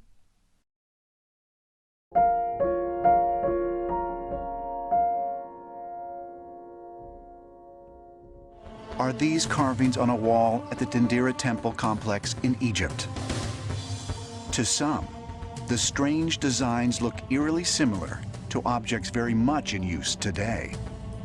In Egypt, there is this underground crypt at Dendera that was always secret, and only the high priests had access to that crypt. And it's very hot in there, very narrow, low ceiling, and on the walls you have these reliefs of what looks like ancient light bulbs. Because we have to question one thing: how did the ancient Egyptians light the inside of their tombs? The Egyptian light bulb theory. Let's see what we can figure out about it. Let's start by listening to some of the reasons that ancient astronaut theorists believe it's true. According to most mainstream archaeologists, torches were used by the ancient Egyptians to light the pitch-black chambers of tombs and temples. Yet nowhere on the ceilings is there even the slightest evidence of soot or smoke residue. It's hard to know why they're saying this, because there is black soot in almost every Egyptian temple and tomb. In fact, a recent ceiling cleaning conducted at the Temple of Hathor, which is the same temple where the so-called light bulb relief is found, they uncovered a brightly colored ancient ceiling painting that had never before been noticed. What was covering it up, you ask? I will quote them directly. They said that the ceiling was covered with, quote, hundreds of years of black soot. That's kind of funny, you have to admit. Also, there isn't enough oxygen inside those tombs with which to support or feed a flame of a torch. I was once inside the king's chamber, inside the Pyramid of Giza, and somebody turned off the lights, and immediately we were in pitch darkness. And I said, no problem, I'll just take out my lighter from my satchel, and I turn on the lighter, and it didn't work. I don't know about his specific Zippo, but there are plenty of documented explorations of the pyramid and other tombs in the early part of the 20th century which used torches to light the pyramids. Archaeologist and pyramid expert John Romer was once asked a similar question by someone on a television show. This was his response, quote, "As for the soot, there is soot in the Great Pyramid from the 19th century travelers, but most of it has been washed off.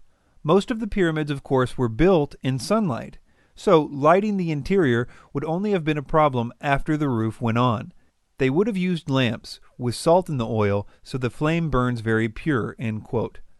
Romer isn't just guessing about the olive oil lamps.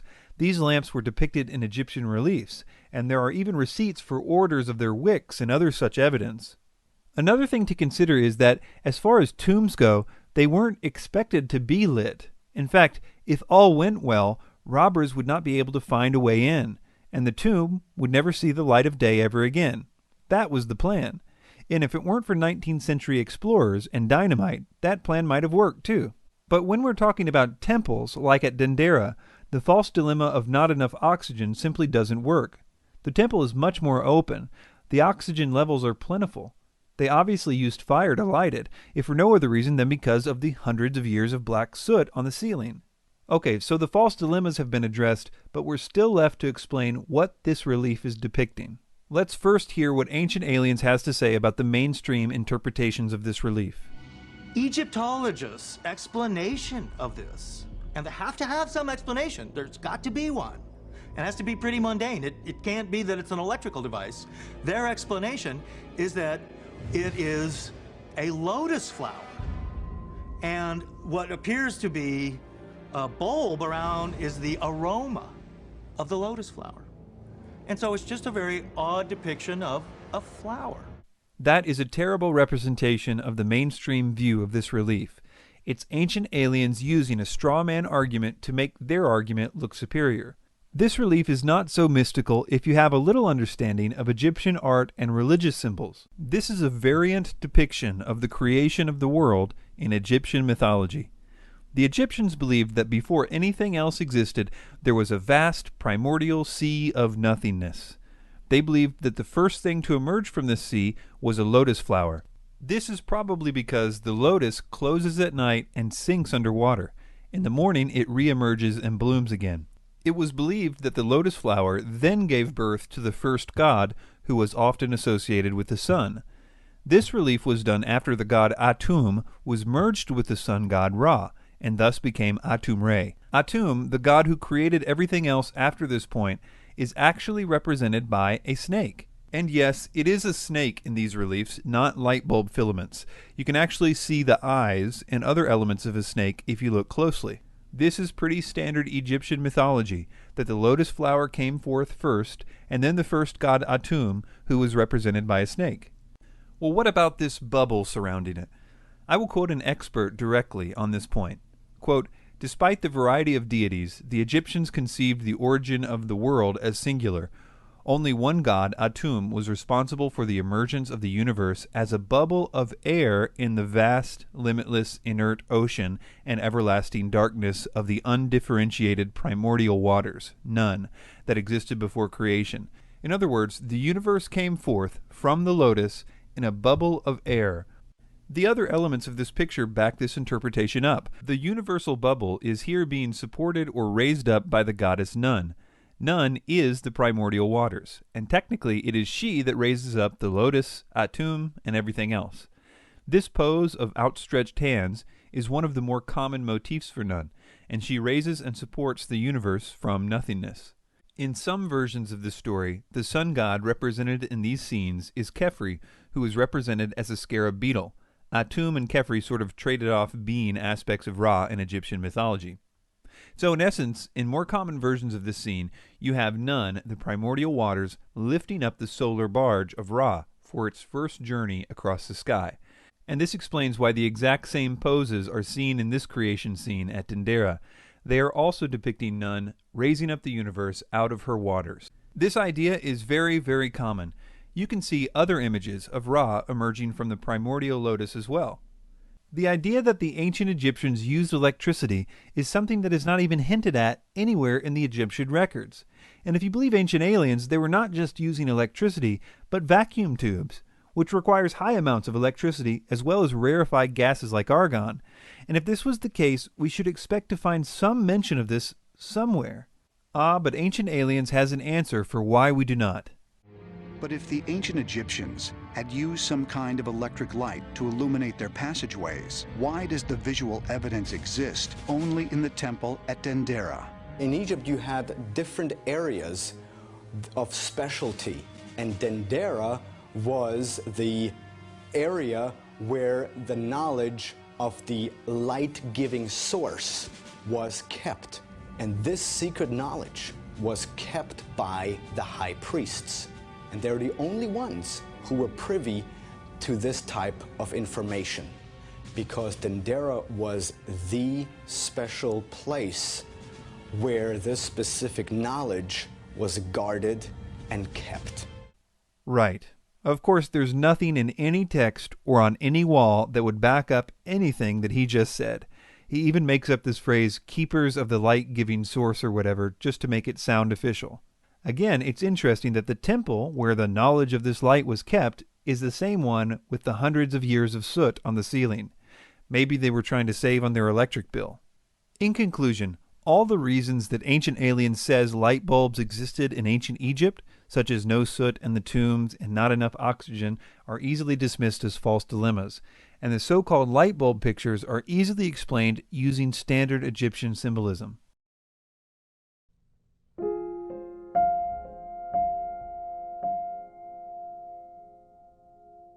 All throughout the Middle Ages, there are some magnificent paintings. And in certain areas of the painting, there are what looks like to be UFOs. They're always floating up in the sky, usually above the Virgin Mary or above Jesus on the crucifix, or somewhere we have sceneries that depict what looks like UFOs. Almost all supposed UFO and art cases come from medieval art, and there's a pretty good reason for that. Most people are not aware of the symbolism rules of Byzantine or medieval art, and so they're easy prey for ancient astronaut theories about it. This theory concerning Byzantine art could never work on someone who studies this type of art professionally. Let me show you why.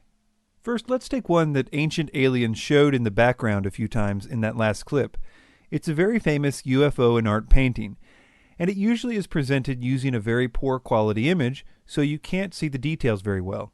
If you look closely, you can see these objects have distinct faces. They are actually representing the sun and the moon, and you would think that someone being honest about this would fill you in that they appear in almost every painting of a crucifixion done in the Byzantine style.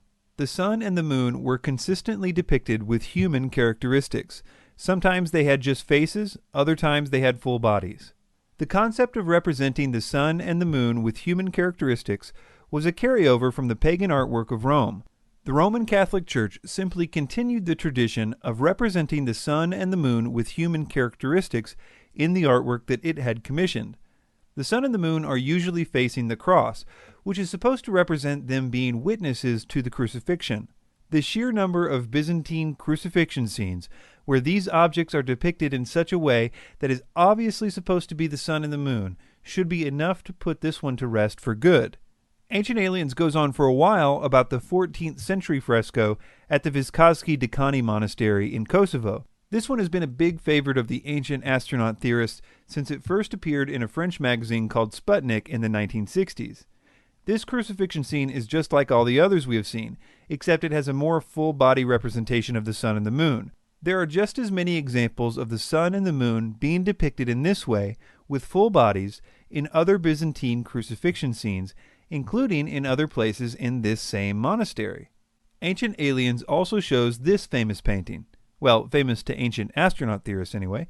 This one is like all the others, in that once you know what you're looking at, you will see so many other examples of it in medieval art. This one is called Madonna with Child with the Infant St. John. And to start out, I want to draw your attention just below, to the right of the object, where you'll see a character holding his hand to his eyes and looking toward the sky. With him is a dog that is also looking towards the sky. The painting was supposed to be depicting this passage in the Bible. And there were in the same country shepherds abiding in the field, keeping watch over their flock by night. And lo, an angel of the Lord come upon them, and the glory of the Lord shone round about them, and they were sore afraid. And the angel said to them, Fear ye not, for behold, I bring you good tidings of great joy, which shall be to all people. For unto you was born this day in the city of David a Savior, which is Christ the Lord. So the shepherds and the glory of the Lord shining round about them are all in the context of the announcement of Jesus' birth from the Gospel of Luke. What really demystifies this is to show other paintings from the era depicting the same scene. Slowly, you will see what the so-called UFO is supposed to be. First of all, you will notice that all of these paintings have the same shepherd, usually with a dog, and usually with their hands to their eyes. Usually, an angel comes out of the cloud lined with light. In older pictures, the cloud in the scene would have had golden rays. Sometimes an angel is coming out of a big tear in the sky. Other times, like this one of a similar style, only the tear in the sky is visible, not the angel. In almost an identical tondo, we see the shepherd looking toward a red-dressed angel, and in the center, above the Madonna's head, there is the same light-rayed cloud. Here is the same scene painted by the artist's brother-in-law, with a bright star appearing inside a cloud. On a hill to the right, the angel appears to the shepherds. Here is another shepherd scene. We see the angel and the luminous cloud. Sometimes the angels would be depicted in the cloud like this. So, the Madonna with child with the infant St. John can safely be identified with the announcement scene in the Gospel of Luke, and all the elements in the painting are well known by students of medieval art. The most famous painting, that without any doubt in my mind, depicts a UFO with its laser beam. It was made by Crivelli in 1486. The Annunciation to Mary. In medieval art, in the Annunciation, when Mary is told that she will have a child, but she will still be a virgin, and the angels tell her this, over Mary's head is a space capsule. But what's a UFO or a space capsule doing over Mary? This isn't a space capsule. If you look closely, you will see that it is formed by a circle of clouds inside of which there are two circles of small angels. This is a very common way of representing God, visible in a huge number of paintings. Gustave Doré, in the middle of the 1800s, even resumed this pattern of the circles of angels in his illustration titled Dante's Paradise. The so-called laser beam is present in a lot of paintings of this scene, and is used to show the impregnation of Mary by the Holy Spirit, often represented by a dove, which is present in this painting as well if you look closely.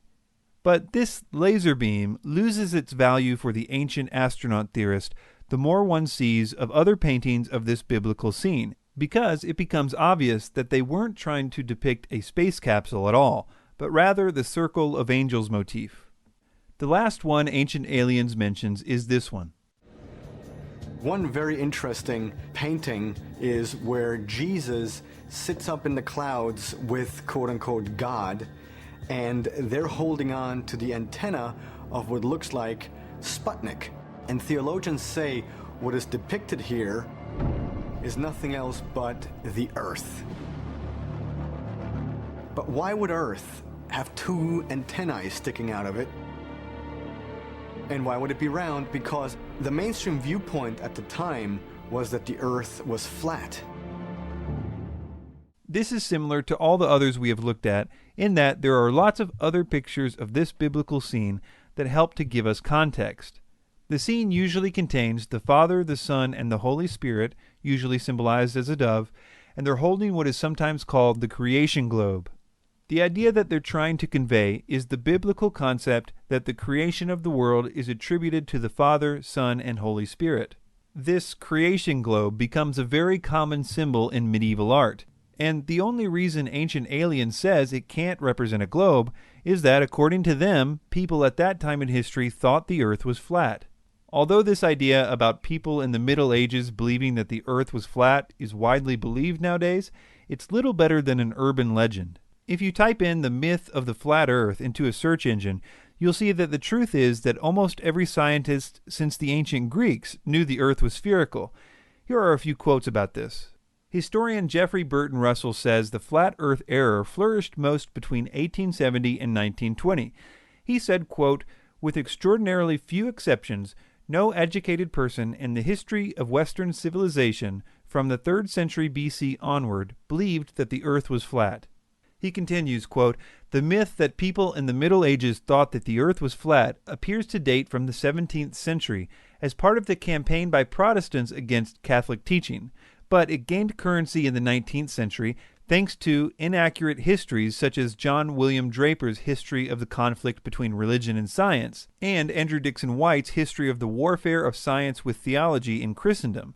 Atheists and agnostics championed the conflict thesis for their own purposes, but historical research gradually demonstrated that Draper and White had propagated more fantasy than fact in their efforts to prove that science and religion are locked in eternal conflict.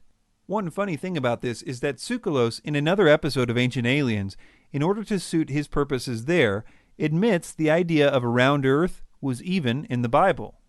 Moses actually describes Earth seen from outer space. The quote is, "Thereupon I saw the whole round of the earth, at once the depth of the earth and the vast altitudes of the heavens." I mean, here he describes Earth as being round. So there is no problem whatsoever with the medieval artists knowing that the earth was round, and therefore there is no reason to say that these symbols aren't representing exactly what the artists have always said that they represent. Almost all UFO and art theories come from the Middle Ages, and they all fail when they are compared with other paintings of the same scene, because one can then see that these were consistent motifs in that style of art, and were used to describe certain theological concepts, which, when explained in light of the concept that it's obviously trying to convey, it totally demystifies the objects in question.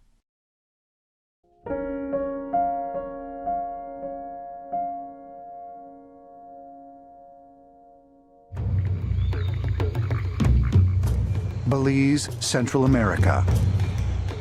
In 1924, British adventurer Frederick Mitchell Hedges traveled here with his daughter Anna to explore the ruins of the ancient Mayan city of Lubantun. One afternoon, Anna climbed to the top of a crumbling pyramid, hoping to see the ocean. It was high noon and she was at the top, and the way the sun came in, the way the rocks had moved on that, there was just a small opening and the light from the sun went through and it hit the top of the skull. And she ran down and she was all excited. She said, "There's someone in there with a flashlight." Anna's father and others in their party were too large to fit inside the small opening of the pyramid. So they tied a rope around Anna and lowered her into the hole. When she came back up, Anna held the top of a strange crystal skull. A second search uncovered a matching jaw. As you might have suspected, nothing you just heard is true. The real story about the Mitchell Hedges skull is quite different. It's worth mentioning that the reason that Ancient Aliens focuses in on the Mitchell Hedges skull is because all of the other known crystal skulls have now been proven to be fakes, and even Ancient Aliens admits this. Scientific tests have determined that the two owned by the British Museum and the Kay Branley were not authentic pre-Columbian artifacts. The Mitchell Hedges skull was the last hope for a real one, and the only reason it was the last hope was because the daughter of Mitchell Hedges, while she was still alive, refused to have an official study done to see if it was fake or not. Rather than that, she toured around with it in New Age conventions and the like until she recently died. Her widower, however, in 2007, took it to the Smithsonian Museum for Natural History, where extensive testing was done on it. It was found to be a fake, just like the others. I'm not sure if Ancient Aliens produced this episode before or after 2007, but I suspect that they wouldn't have cared much either way. The real history of the Mitchell Hedges skull starts with another crystal skull that was in the British Museum, which the forger of the Mitchell Hedges skull copied it from. The British Museum acquired a crystal skull in 1898, at a time right after tools were first invented that made it possible to carve crystal skulls like these. We now know it was also a time when a lot of fake crystal artifacts were sold to museums. The British Museum skull, which has its own dubious history, was later found to be fake too, but in the 1930s it was still believed to be genuine, and it was proudly displayed in the museum.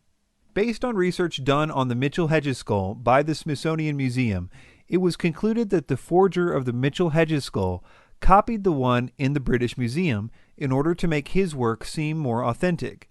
The Mitchell-Hedges skull was first owned by a man named Sidney Burney, who we have records of trying to sell it to various people unsuccessfully for 10 years before this. He finally sold it to a member of the general public at a Sotheby's auction in London in 1943.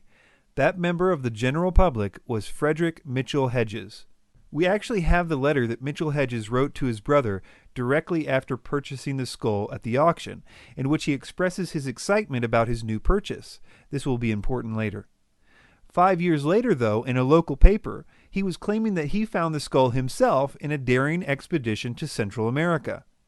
Mitchell-Hedges was a renowned storyteller and often sold his fanciful stories to Hearst newspapers. For example, Mitchell-Hedges was a fisherman by trade, so he would have tales of him catching previously undiscovered animals, fighting off sea monsters, tales of man-eating sharks, as well as your average big fish stories. Later, though, with his book Danger is My Ally, he told tales of him discovering previously unknown lands and undiscovered people groups, as well as battling all kinds of jungle dangers. Later on, people would write editorials that had been to the areas that he said he went to and publicly debunked him. Mitchell-Hedges was also shown to hoax an odd situation involving a supposed robbery and several shrunken heads. He even lost a very public libel suit concerning this. But all of this only scratches the surface of the deceit that surrounds the Mitchell-Hedges skull. First of all, none of the stories about the discovery of the Mitchell-Hedges skull match each other, and all of them contradict the letter that he sent to his brother in 1943, which clearly says he bought it at an auction. It says, "The collection grows and grows and grows. You possibly saw in the papers that I acquired that amazing crystal skull that was formerly in the Sidney Burney collection. It is fashioned from a single block of transparent rock crystal, exactly life-size. Scientists put the date at pre-1800 BC, and they estimate it took 5 generations, passing from father to son to complete. It is anthropologically perfect in every detail, a superb piece of craftsmanship.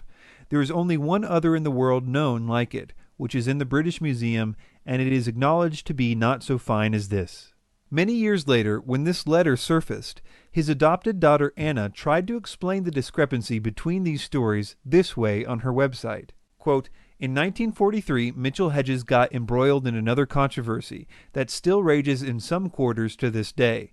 In times before burglar alarms, it was not unusual to leave valuable items with friends if one was going away for long periods of time. Mitchell-Hedges did this with a school friend, Sidney Burney, who had always shown an interest in the crystal skull. However, in 1943, Burney inexplicably put the crystal skull up for auction at Sotheby's in London. Mitchell-Hedges learned of this the day before and was so furious that for a while he was unable to speak. Unable to contact Burney, he arose the next day at 5 a.m. and traveled to London to retrieve his property. Sotheby's informed him that the vendor was Sidney Burney's son. When they refused to withdraw it from the sale, Mitchell-Hedges realized the easiest way of regaining his property was to purchase it back. This he did for £400. This doesn't make sense for a lot of reasons, let alone that according to her story, which we will get to in a minute, this would mean that he had the skull for 10 years and didn't mention it to anyone, until after he writes this letter to his brother a decade later, obviously implying that it was something that he just acquired for the first time. After Mitchell-Hedges died, the skull was left to Anna Mitchell-Hedges, his adopted daughter, and this is when things get really sketchy. Anna spent her entire life trying to sell the skull. She hired a guy named Frank Dorland, an art dealer, to promote the skull so that she could get it sold. Dorland had worked with her father when he was alive to sell another one of his objects, which also turned out to be a fake. She and Dorland signed an agreement in July of 1964 that he would promote the skull and that the price of its sale must be no less than $50,000. Dorland then got busy trying to make everything look really official, including coming up with a totally different story for the skull's discovery. After this agreement with Dorland in 1964 was the first time that Anna claimed that it was she, not her father, who found the skull, something that no one else seemed to mention the last 30 years. By doing this, it made Anna the sole person who could establish provenience for the skull, something that a buyer would want. especially a museum. And because everyone else involved was dead by this time, there was no one left to contradict this new story. All of the mystical claims about the skull were born out of the 2 books that the promoter, Frank Dorland, commissioned in order to promote the skull. Here is a letter from Dorland to Anna concerning the writer who he wanted to write one of the books. Quote, I have convinced Dick Garvin, who does sell, it is worth the percentage to you and me and you to furnish the information. This makes it a better book and makes more money all the way around. The skull is not sold. It is put to use in this manner and for public appearances to boost sales and interest. These books make outlandish claims about the crystal skull's origin and powers, and since the books were released at the height of the New Age movement, they enjoyed an uncritical and enthusiastic audience.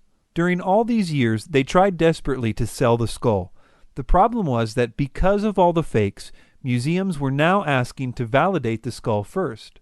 One letter from the British Museum to Anna shows that the negotiations were stopped when the curator caught wind of the actual history of the skull. None of this stops Ancient Aliens from promoting all kinds of contradictory stories about the skull. Yes, they're alien artifacts. Even some people think they're made on another planet. But they were created specifically to hold records from alien civilizations. There's a legend that there were 13 skulls, and that when the 13 skulls come together, then something significant will change in the world. Legend suggests that there are 12 additional worlds out there, planets which are inhabited by intelligent species. These 13 crystal skulls that allegedly exist on planet Earth were each brought here from one of those 12 planets, and the 13th skull is the one that apparently contains all of the information of all those 12 different worlds. And that's the legend of the crystal skulls. But, as ancient astronaut theorists maintain, why would visiting aliens have given the crystal skull to the Maya? The only problem is that no one can seem to find a record of this Mayan prophecy. The idea seems to trace back to one New Age author. Mayan scholars have never heard of this legend, and certainly not this one. A lot of natives and a lot of people working with crystal skulls say that the high quartz content skulls, and especially the quartz skulls themselves, is the highest frequency or energy or vibration possible on the physical plane. And so a lot of native people kind of worshipped or took care of these objects because they knew that they had or felt that they had the highest energy possible on the earth plane. This whole myth was birthed out of a marketing campaign for a forged artifact, a myth which found a home in the New Age.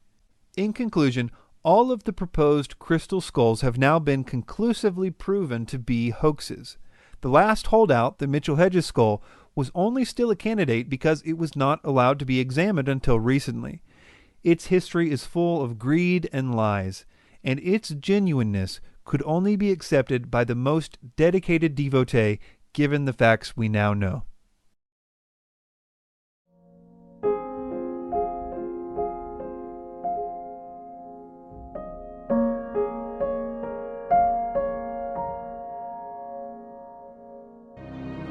In the book of Ezekiel, the prophet describes a flying chariot containing wheels within wheels and powered by angels. Although Bible historians suggest Ezekiel was speaking symbolically about the terrifying enemies facing Israel, could this be another example of an alien visitation and proof that prehistoric aircraft existed? Ezekiel's vision is often used to try to support the ancient astronaut theory. Let's take a closer look and see if it does in fact support this idea. First, we need to disagree with the narrator that biblical scholars think this vision is referring to the enemies of Israel. I can't imagine any biblical scholar saying that, as it expressly says in the book that the vision is of the glory of God on his throne. I've read dozens of commentaries by Bible scholars on Ezekiel and have never found one that said this was referring to the enemies of Israel. I think this is a case of ancient aliens propping up a straw man argument. In other words, taking an obviously weak argument and pretending it is your opposition's majority view. The main premise of the ancient astronaut theory is that ancient writers couldn't understand or didn't have the vocabulary to explain technology. But that idea doesn't really work for Ezekiel for many reasons. First of all, Ezekiel had a huge vocabulary. Hebrew is one of the richest languages in the history of the world, and Ezekiel showed great skill in utilizing it when describing complicated things in other places in his writings. He had the vocabulary to say things like silver disc or round or window or gray bean with big eyes if he wanted to, but he didn't. As we will see, what Ezekiel describes simply cannot be compared to a UFO. More than any other Bible writer, Ezekiel was extremely detail-oriented.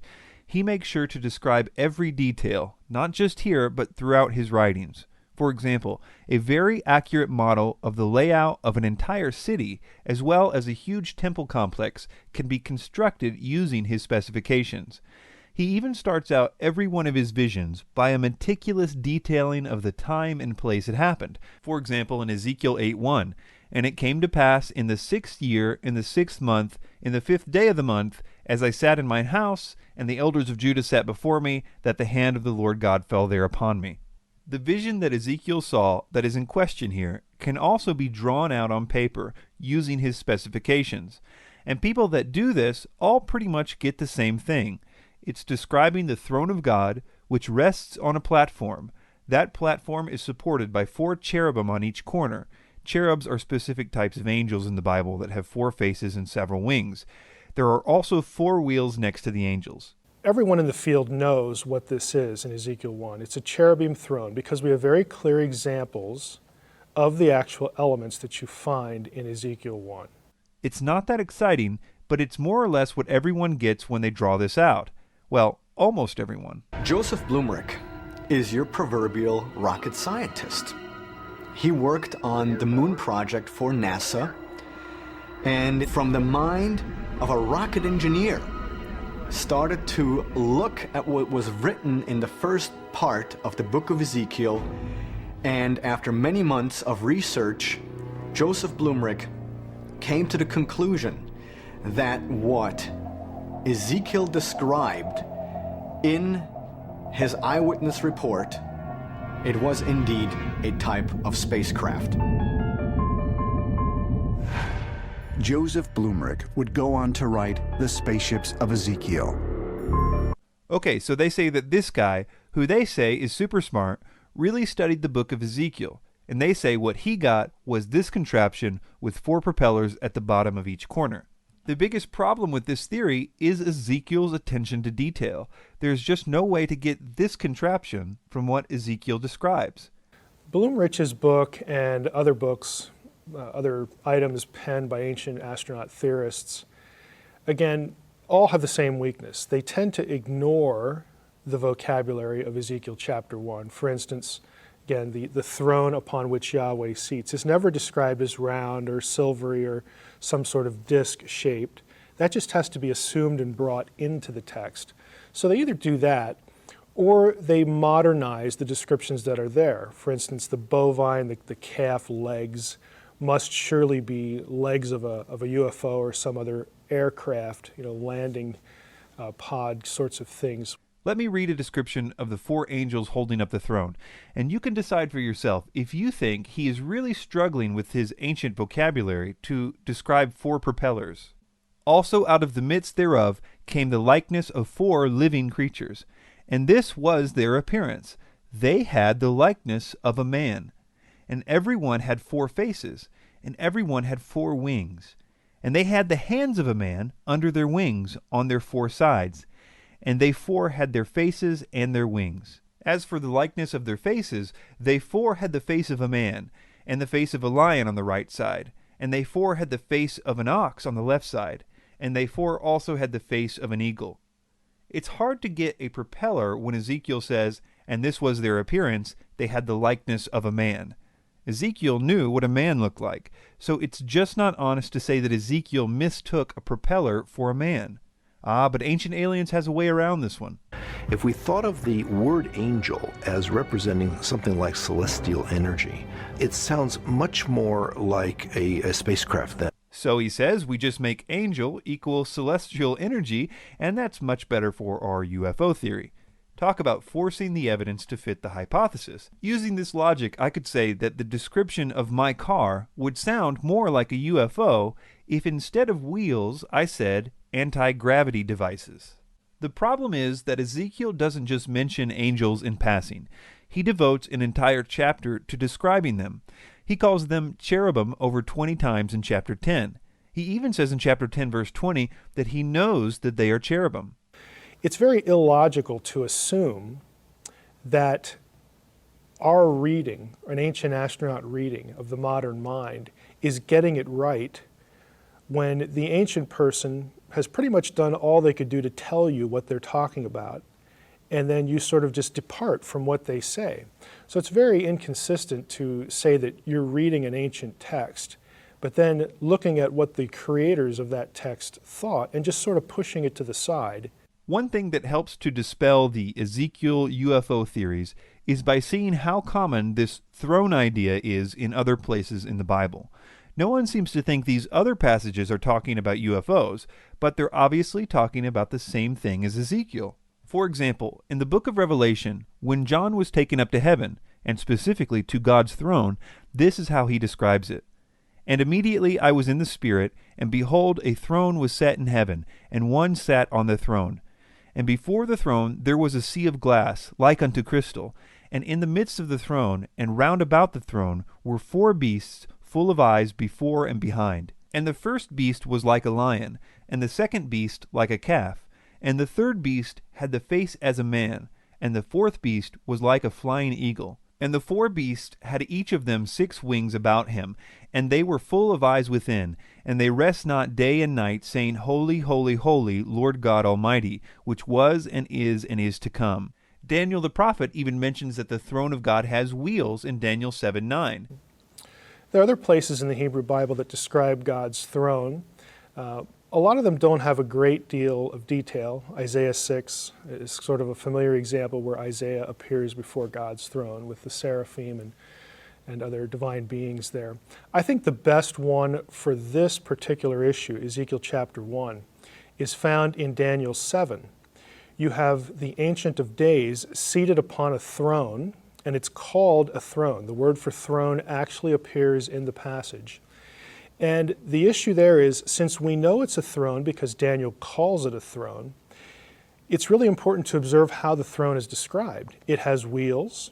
It has fire about it, fiery description of the wheels. Scholars have known for a long time that the description of the throne in Daniel 7 has the same elements as that in Ezekiel 1. So it's very clearly a throne, and some of these other passages help us understand that. We could go through other passages, but the point is that according to the Bible, God's throne is supported by 4 angels with multiple wings which are on wheels. But now the interesting part. It seems that even the other cultures, from Sumer to Egypt and everywhere in between, also knew that the thrones of kings, and especially of God, were to be supported by cherubim, and that they have wheels as well as other elements described by Ezekiel. We know this because of the artwork of the ancient world. There are thousands of pieces of art from the ancient world that show various elements that Ezekiel described of God's throne. We can see angels. Some of them even have 4 faces. Some of them have wheels. They have the platform and the throne. In terms of iconography, again, what I like to describe as the Polaroids of the Old Testament ancient world. Again, pictures they left us of the things they're talking about. The idea of a deity seated on a throne that was in effect a chariot that is carried around by supernatural beings with wings, in other words, to describe it as the chariot of heaven, that's very common, but when it's depicted, it's never depicted as what we would think of as a UFO. No triangles, no round discs, nothing like that. It's a chair. It's a throne under which, again, has some sort of platform, and he's seated upon, the deity is seated upon these various heavenly creatures. There are also a ton of basic logical problems with the ancient astronaut theorists' idea that Ezekiel is talking about a UFO. Here is one of them. Well, that sounds like flames. That sounds like propulsion. No physicist, no matter how sympathetic to this cause, would say that using a combustion engine for interstellar travel is possible. Not to mention that this particular fire comes from coal on the altar, so that would make this a coal-powered interstellar spaceship. As simple as it sounds, the entire reason this whole thing with Ezekiel started in the 70s was because of the line Ezekiel uses, wheels within wheels. People basically said, wheels are round, and flying saucers are supposed to be round too. Ezekiel saw his wheel within a wheel. This sounds more high-tech than supernatural. But the idea conveyed in Ezekiel's writings is nothing more than a concentric circle, pretty much like any wheel with a rim. It's not exactly a high-tech idea. The only reason it's mentioned is because Ezekiel is such a detail-oriented writer. Daniel doesn't go into such detail when he describes the throne of God. He just says wheels. Besides that, there are 4 wheels that make up one unit. So if you're going to say a wheel within a wheel is a UFO, then you have to say that UFOs only come in sets of 4, because that is unambiguously what Ezekiel is describing. And these wheels are not horizontal, as if they were flying around. They are vertical, just like they should be if they were really wheels. So we see that this idea is refuted by, number 1, the consistent biblical motifs using these elements to describe the throne of God. Number 2, the thousands of pieces of art from the ancient world that depict thrones as having the same elements that Ezekiel describes. And number 3, all the logical problems with the theory, such as it being a coal-powered combustion engine.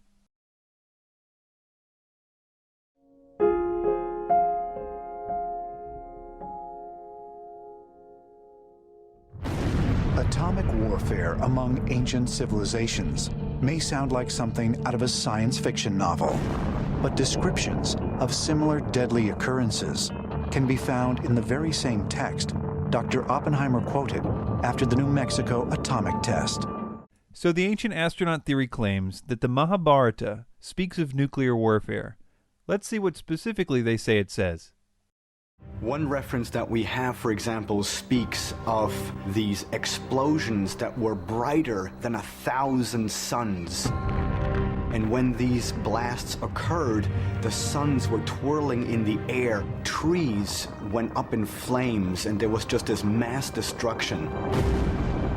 After those blasts, people who survive started to lose their hair, and nails started to fall out. I mean, right there, we have a concise reference to radiation poisoning, nuclear fallout. And those texts are thousands of years old. The Mahabharata actually doesn't say any of that. These exact claims about the hair and nails falling off and an explosion brighter than 1,000 suns has been repeated by ancient astronaut theorists so many times that they think it's true. But the origin of this line was from a French book called Morning of the Magicians. No one that makes this claim will actually cite where in the Mahabharata this claim appears, which makes it very difficult for people to call them out on this, because the Mahabharata contains over 1.8 million words. So if you just say, it's in there somewhere, just trust me, you can pretty much get away with anything. As you might have guessed by now, they have a really good reason for covering their tracks by not citing a reference. For instance, let's consider the claim about the people's hair and nails falling out because of this weapon. First of all, there was no weapon involved in that story. It was part of a bad omen, and this is what it actually says. Quote, "The streets swarmed with rats and mice. Earthen pots showed cracks or broken from no apparent cause. At night, the rats and mice ate away the hair and nails of slumbering men." So rats chewed them off. It wasn't a result of nuclear fallout. What about the bomb blast that was brighter than 1,000 suns? Here's what the passage actually says. Gratified with him, the Holy One then showed Utanka that eternal Vaishnava form which Dyanjaya of great intelligence had seen. Utanka beheld the high-souled Vasudeva of universal form, endued with mighty arms. The effulgence of that form was like that of a blazing fire or 1,000 suns. It stood before him, filling all space. It had faces on every side. Behold the high and wonderful Vaishnava form of Vishnu. In fact, seeing the Supreme Lord in that guise, the Brahmana Utanka became filled with wonder. Jason Colavito says the following about this. Quote, "This passage, which mentions the 10,000 suns, refers to an appearance of Vishnu. It is representative of many, many passages in which the standard poetic line 10,000 suns is used to describe a deity. It does not refer to the specific flash of a nuclear blast unless one imagines the gods to be exploding. If you would like to know more about the deceitful misquoting of ancient texts as it relates to this idea of ancient nuclear weapons, see Jason Colavito's excellent book, Ancient Atom Bombs, Fact, Fraud, and the Myth of Prehistoric Nuclear Warfare. Let's move on to Ancient Aliens' next line of evidence for this point, which is all centered around an ancient city, now archaeological site called Mohenjo-Daro in Pakistan. Ancient Aliens claims that there was a nuclear bomb dropped there in the ancient past. They give several reasons to believe this. Skeletons were found lying face down in the street, many holding hands. Their faces and body positioning suggested they suffered a sudden, violent death. You have a culture of people who literally were lying dead in the street. Archaeologists have found human remains, and something big has happened to these people. Why is there evidence that wild animals avoided scavenging their remains? And why, even after thousands of years, had their bones not decayed? In certain areas of that site, you find increased levels of radiation. British researcher David Davenport claimed to have found a 50-yard-wide epicenter at Mohenjo-Daro, where everything appeared to have been fused through a transformative process known as vitrification. Vitrification is a process in which regular type stone gets molten into a magma state, and then it hardens again. But once the stone is hardened again, it feels like glass. At Mohenjo-Daro, we find evidence of vitrification, which could have only been achieved if the material was exposed to extreme heat by some type of a blast. Okay, so let's list these points. Number 1, skeletons, one set holding hands, which they say appear to have died at the same instant. Number 2, no evidence of scavengers. Number 3, remarkably well-preserved bones. Number 4, the presence of radiation at the site. And number 5, an epicenter where vitrification is present. That all sounds like a pretty convincing case for nuclear warfare at Mohenjo-Daro. Well, assuming any of that is true, and considering Ancient Aliens' track record, we had better investigate these claims. One of the first problems with this theory is the city itself. Its buildings are still intact, some of which are 15 feet high, and they're made out of mud. So you would think that a nuclear weapon whose main destructive power is in the force of its blast wave would be able to topple a few mud brick buildings. But moving on, what about these skeletons? Ancient Aliens makes it sound like a lot of skeletons were found, when in fact only 37 were found. And not only do these 37 bodies show no signs of dying suddenly, the date of their deaths varies sometimes as much as 1,000 years from one another. None of the archaeologists involved thought these skeletons suggested a sudden catastrophe. And to make matters worse for Ancient Aliens, all of the bodies were buried. The idea that these bodies were laying around in the streets isn't true. In fact, almost everything that Ancient Aliens said about this is completely untrue. The fact that they didn't die in the same instant, and the fact that they were buried in the normal way explains why there was no signs of scavengers. Well, what about the remarkably well-preserved bones? This can be chalked up to Mohenjo-Daro being literally one of the hottest places on Earth, with temperatures reaching 128 degrees. And because it's also really dry, it's the perfect climate for preservation. In fact, this is also probably the reason why the mud brick buildings are still standing as well.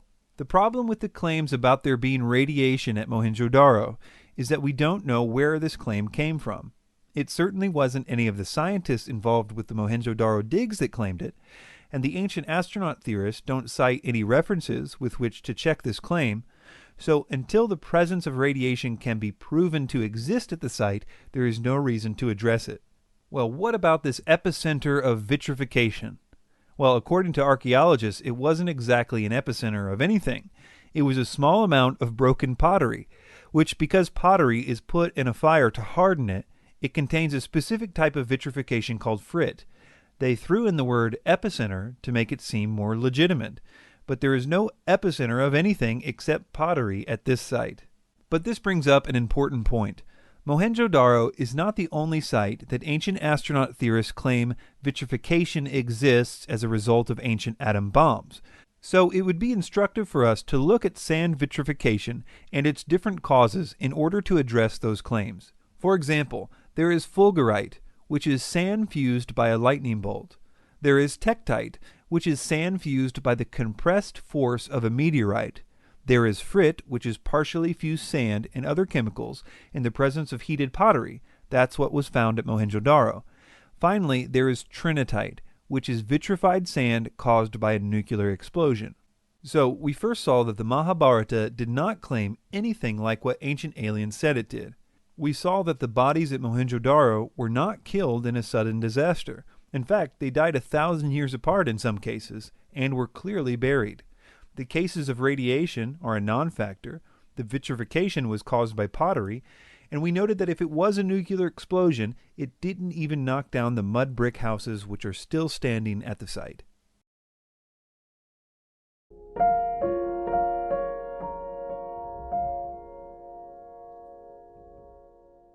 Ancient Sanskrit texts dating back as far as 6000 BC. Wow, 6000 BC? Really? In reality, the oldest of these texts would be the Vedas, which date to between 500 and 1500 BC. Ancient Aliens just adds another 5,000 years, as if no one would notice. They're actually even contradicting themselves with this date, because in another episode they correctly state that the oldest writings in the world are the Sumerian tablets, the oldest of which date to about 4000 BC. So why are they now saying that there are some writings 2,000 years older than the oldest writings? I don't think anyone knows. Describe in varying but vivid detail flying machines called Vimanas. Vimanas are aeroplanes, and they are powered by some jet engines. This seems to be true because all the description of the flight behavior, elephants ran away in panic. Grass was thrown out because there was a lot of pressure from behind those Vimanas. So that we can say this is a description of the spaceship.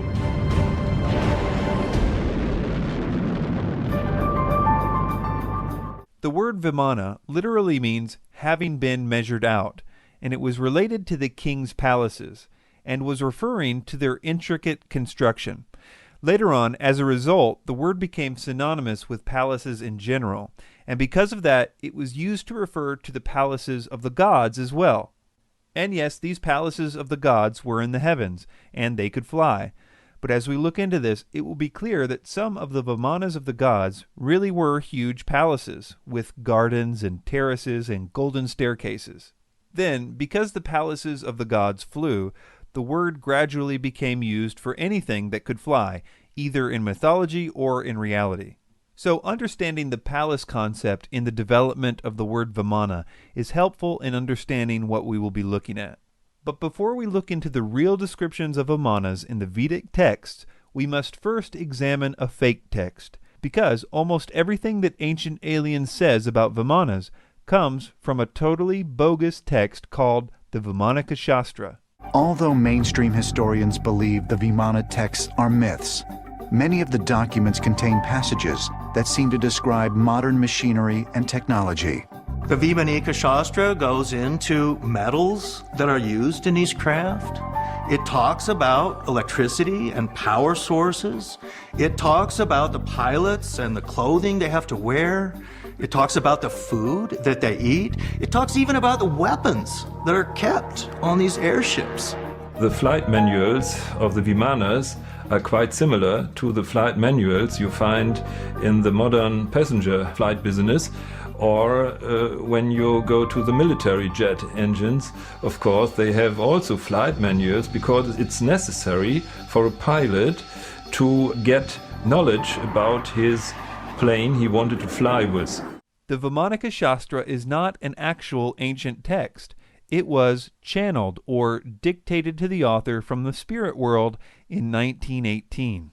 The spirit who supposedly dictated the text claimed to be an ancient seer named Bharadvata, who is prominent in some ancient writings, so I guess that's what's supposed to give this text credibility. That is, the idea that the ghost of someone ancient supposedly dictated it. But they're not even sure that version of the story is true, because the first mention of any of this is in 1952 by the guy who supposedly found and translated the text from 1918. So as far as anyone knows, he could have made the whole channeled by a famous ghost story up in 1952. The text itself reads like a technical manual, describing the details of how Vimanas operated. It includes the description of what must have sounded like a really technical idea in 1918 or 1952 called a mercury vortex engine. Ancient Aliens spends a huge amount of time talking about this idea. The Vimana Shastra, or science of aeronautics, indicates Vimanas used a propulsion system based on a combination of gyroscopes, electricity, and mercury. Is this possible? Mercury is an unusual element. Mercury is metal, it's also a liquid, and is a conductor of electricity. The Vimana Shastra suggests Vimanas were powered by several gyroscopes, placed inside a sealed liquid mercury vortex. One of the texts talks about Mercury rotating and driving some sort of a powerful wind or a windmill effect. That might be some sort of what we call a flywheel energy storage, where you have a spinning disk and then you extract energy from it slowly. That would be the mercury.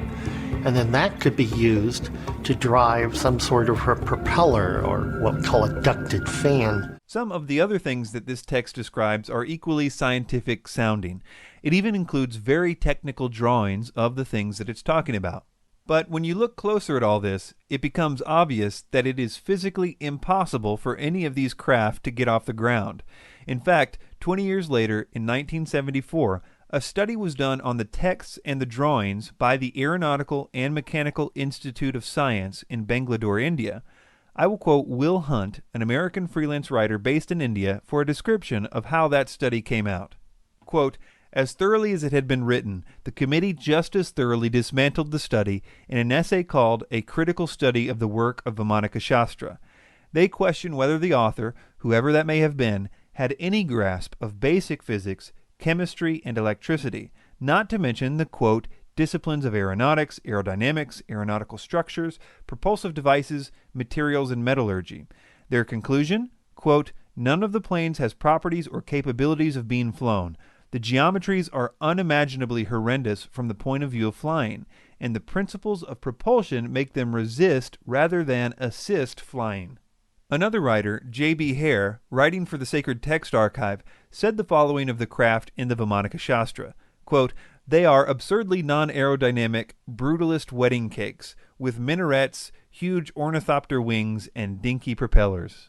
I have a feeling that even though 90% of the information that Ancient Aliens presents on Vimanas comes from this text, they realize that it has been thoroughly discredited. And so, in an odd twist, after spending 5 minutes on how great the idea of a mercury vortex engine would be, they then let everyone know that the idea wouldn't actually work. They stop short, however, of saying that there's anything wrong with this text. They just say that there may have been a problem with the translation of a word or two. Flywheel energy storage systems, however, tend to lose power quickly. To navigate across space, its size would have to be enormous. It's not at all clear that this would be a practical device. Now, maybe the people were trying to describe something that kind of looked like this to them. It might not have actually been mercury. It might have been some other liquid metal. The mercury vortex engine is perhaps a failure in the translation, because the vortex is not a material quite suitable to a jet engine. So let's move on to the mentions of Vimanas in the actual ancient Vedic texts. So, as I've already mentioned, the word Vimana came to mean palace, and when it was the palace of a god, it was usually capable of flying around. When we look at the development of Vimanas chronologically, the mystery surrounding them vanishes. First of all, they were not even mentioned in the earlier texts, and when they finally were mentioned, the next 1,000 years of their being mentioned always included them having wheels and being drawn by horses, not exactly a Mercury vortex engine. Then, around 500 BC, the chariots lose their horses and are depicted as flying on their own. Jason Colavito says the following about the first mentions of Vimanas without horses. Quote, "The very first of these is the flying chariot of the earthly king Ravana, called Pushpaka. By the time of the Mahabharata, circa 400 BCE, these flying chariots had grown in size. One was now described as 12 cubits in circumference, but they never lost their large wheels that marked them as derived from earthly, horse-drawn chariots." It's also interesting to see that ancient astronaut theorists have to distort the actual descriptions of Vimanas in the Vedic texts in order to make them sound like UFOs. For example, the following is a quote from David Childress's book where he's supposed to be quoting a description of a Vimana from an ancient text. We'll read what he tells his readers what it says, and then we will read the actual ancient text and note the differences. First, let's hear Childress's version. Quote, "When morning dawned, Rama, taking the celestial car Pushpaka had sent to him by Vipishand, stood ready to depart. Self-propelled was that car.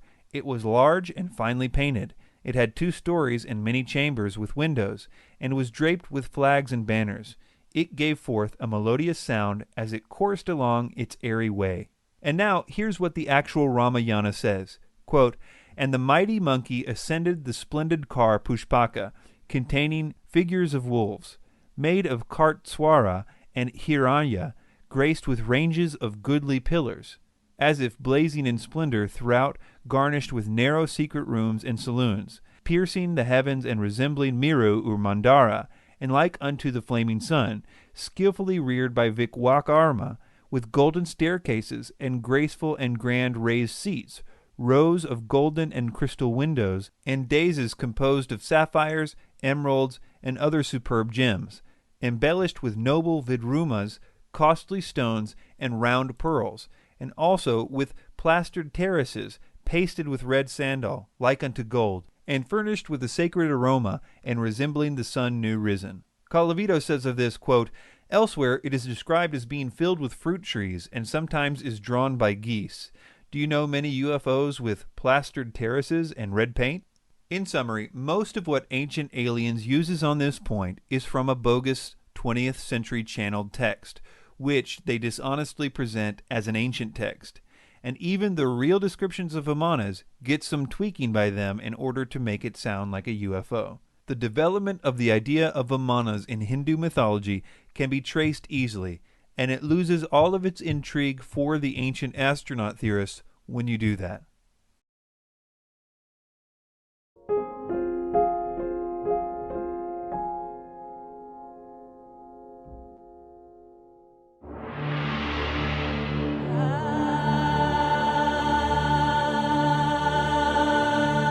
In the ancient texts of Sumeria, we have descriptions of these beings descending from the sky called the Anunnaki. The term Anunnaki means those who from the heavens came. This is entirely wrong. The word Anunnaki means princely seed or princely blood. The idea is that the Anunnaki were direct creations of Anu, who was regarded as the father and king of the gods. As we will see, this is the main idea associated with the Anunnaki in the minds of the Sumerians. That is, that the Anunnaki were directly created by Anu, and so it makes sense that even their name reflects this idea. That is, that they were the offspring of the prince. The term itself means of royal seed or princely seed, because the Anunnaki were considered the offspring of Anu or An, the great god of heaven.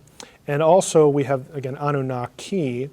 They were also the offspring of An and his consort Ki, the heaven and earth. These, again, this divine coupling, the way the Mesopotamians conceived their pantheon. So if the term Anunnaki means princely seed or offspring of the prince, How is it that Ancient Aliens says that the word Anunnaki means those who from heaven to earth came? The short answer is that everything that Ancient Aliens says here about the Anunnaki comes from a man named Zecharia Sitchin. Sitchin wrote many books claiming that the Anunnaki were really aliens. Unfortunately, at the time that he wrote this, in the 70s, there weren't many ways for ordinary people to see if what he was saying was true or not. To put it simply, Sitchin's translation of the word Anunnaki is wrong. Now, you'll often read, especially in the writings of Zecharia Sitchin, that the Anunnaki means something like, they who from heaven came, or again, some other sort of description that makes them sound like aliens or extraterrestrials. There isn't a source on the planet by any Sumerian scholar that would agree with that definition. Again, it's not a difficult term. I personally don't think that Sitchin knew Sumerian at all, because if you're going to get even a term associated with a very important group of deities, if you're not going to get that right, then I have to wonder what else you're going to get wrong. Sitchin claimed to be an expert on Sumerian writings, yet we can now see that he didn't seem to even understand the basic grammar and vocabulary rules of the Sumerian language.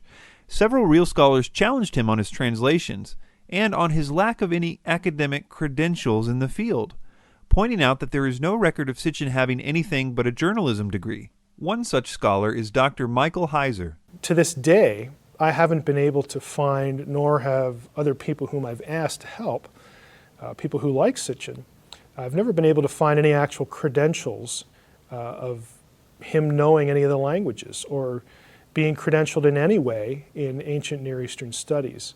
As we progress and look into some of the specifics of Sitchin's views, articulated here by Ancient Aliens, I think you will see that determining the truth about this difficult subject is not out of the hands of the common person. It says, word for word, that these beings descended in flying vehicles from the sky. This is a preposterous statement. I challenge anyone to produce this word-for-word text. You can do a search online and literally see all the references to the word Anunnaki in the Sumerian texts. The only time it refers to anything even close to this is when it talks about the Anunnaki being direct creations of Anu in heaven. A few examples of this would be the Anunna, the gods whom An conceived in the sky, or the Anunna whom An in the sky conceived.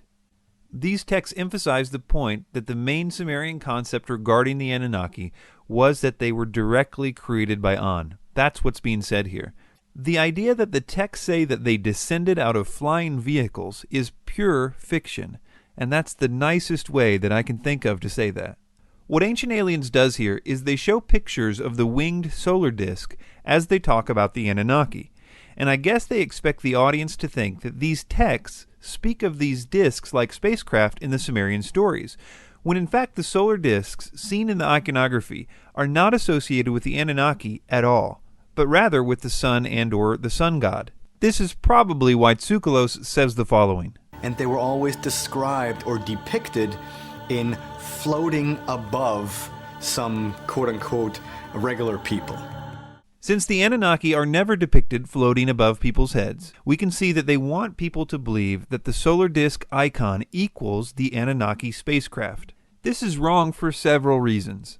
Number one, the solar disks in the Sumerian culture really did represent the sun, or the sun god. The sun traveling across the sky every day was seen to have been facilitated by wings on the sun. You need to know that there is nothing in these descriptions of the sun in the Sumerian texts that would suggest that they were really talking about a UFO. As boring as it may be, they were really talking about the sun. One way to demonstrate this is found in the Epic of Gilgamesh. Gilgamesh worships Shamash, the sun god, in order to get favor for part of his journey. And he does this by facing east in the morning, that is, in the direction of the rising sun. The idea that Ancient Aliens proposes here, that the Anunnaki actually came out of the solar disks, or that they were pictured riding in them, is just a lie. There's no way around it. We can find not only descriptions of the Anunnaki, but also depictions. And we can see them in statues, in carvings. So it's all very interesting to see that those beings looked like modern-day space travelers with weird suits. Some of them wore wristwatches. They had boots on and helmets and, above all, wings. All throughout the Ancient Aliens series, they show these pictures of Akkadian winged genies and refer to them as Anunnaki. But funnily enough, winged genies aren't Anunnaki. In fact, these reliefs aren't even Sumerian, they're Akkadian. But hey, while we're here, we might as well explain what's going on in these images, even though they have absolutely nothing to do with the Anunnaki. The belief was that certain aspects of nature were controlled by these winged genies. Most notably, they were responsible for the fertilization of the crops. They were often depicted with a bucket of pollen or water in one hand, and a group of male flowers or a pine cone in the other hand. They often are depicted as fertilizing a date tree, which was a symbol of fruitfulness. Sometimes they would be depicted as being pointed at the king, which, because of the accompanying inscriptions, we know means that the king was seen to be a type of intermediary between the gods and responsible for the fruitfulness of the land and the people. One way to demonstrate this is by explaining what Ancient Aliens calls a wristwatch. First, you should take note that if this is a watch, then these genies were serious about timekeeping, because they wore one of these on both wrists and often on a headband as well. This watch is actually an Akkadian symbol for Ishtar, the goddess of fertility. You can see the same rosette on the famous Ishtar Gate in Babylon. The fertility of the land was associated with, as you might expect, the goddess of fertility, and these beings are depicted as acting on behalf of Ishtar as they fertilize this date tree. This also probably explains the wings, considering that the natural and visible way that a flower is pollinated is through bees and birds. Therefore, it's not so hard to see that they were depicting their spiritual agents of pollination with wings as well. Zecharia Sitchin has essentially suggested that the reason why we were visited in the remote past is because the ancient astronauts' home planet needed gold for their atmosphere, and that their gold content in the atmosphere was depleting. So they came to Earth in order to mine gold and bring it back to their home planet. This idea about aliens coming to mine gold for their atmosphere in the ancient past is widely repeated by ancient astronaut theorists. In fact, it's become something of a foundational idea in the movement. This idea traces directly back to Zecharia Sitchin and has absolutely nothing to do with Sumerian texts. It's interesting to note that Sitchin doesn't even give a place in the Sumerian texts to justify this notion that they needed gold for their atmosphere. He says the following in his book, The Wars of Gods and Men. The metal, with its unique properties, was needed back home for a vital need. As best as we can make out, this vital need could have been for suspending the gold particles in Nibiru's waning atmosphere and thus shield it from critical dissipation. So he says, as best as we can make out. Well, who is we, and what text would even hint at that idea? Sitchin never says. He simply creates this idea of gold particles being needed in a planet's atmosphere out of nowhere. Nowadays, you can do a word search for the uses of the word gold in the Sumerian texts. We can read every mention of this word. Not only are the mentions of the word gold relatively few in the Sumerian texts, there is nothing to indicate anything but the most ordinary uses for gold. In fact, it's a surprisingly boring study. Thanks to the meticulous cataloging of the Sumerian texts over the last few decades and the advent of the internet, we no longer have to take people like Sitchin's word for it. There are some databases online that allow you to search through Sumerian texts. And I have a video on my website, www.sitchiniswrong.com. If you go there and you click on the Anunnaki tab, I will show you how to search through something called the Electronic Text Corpus of Sumerian Literature. I'll show you how you can search for all the occurrences of the word Anunnaki and then click through to English translations of all those occurrences. You can find this material, and I would encourage you to do so because you can check up on Zecharia Sitchin, you can check up on me.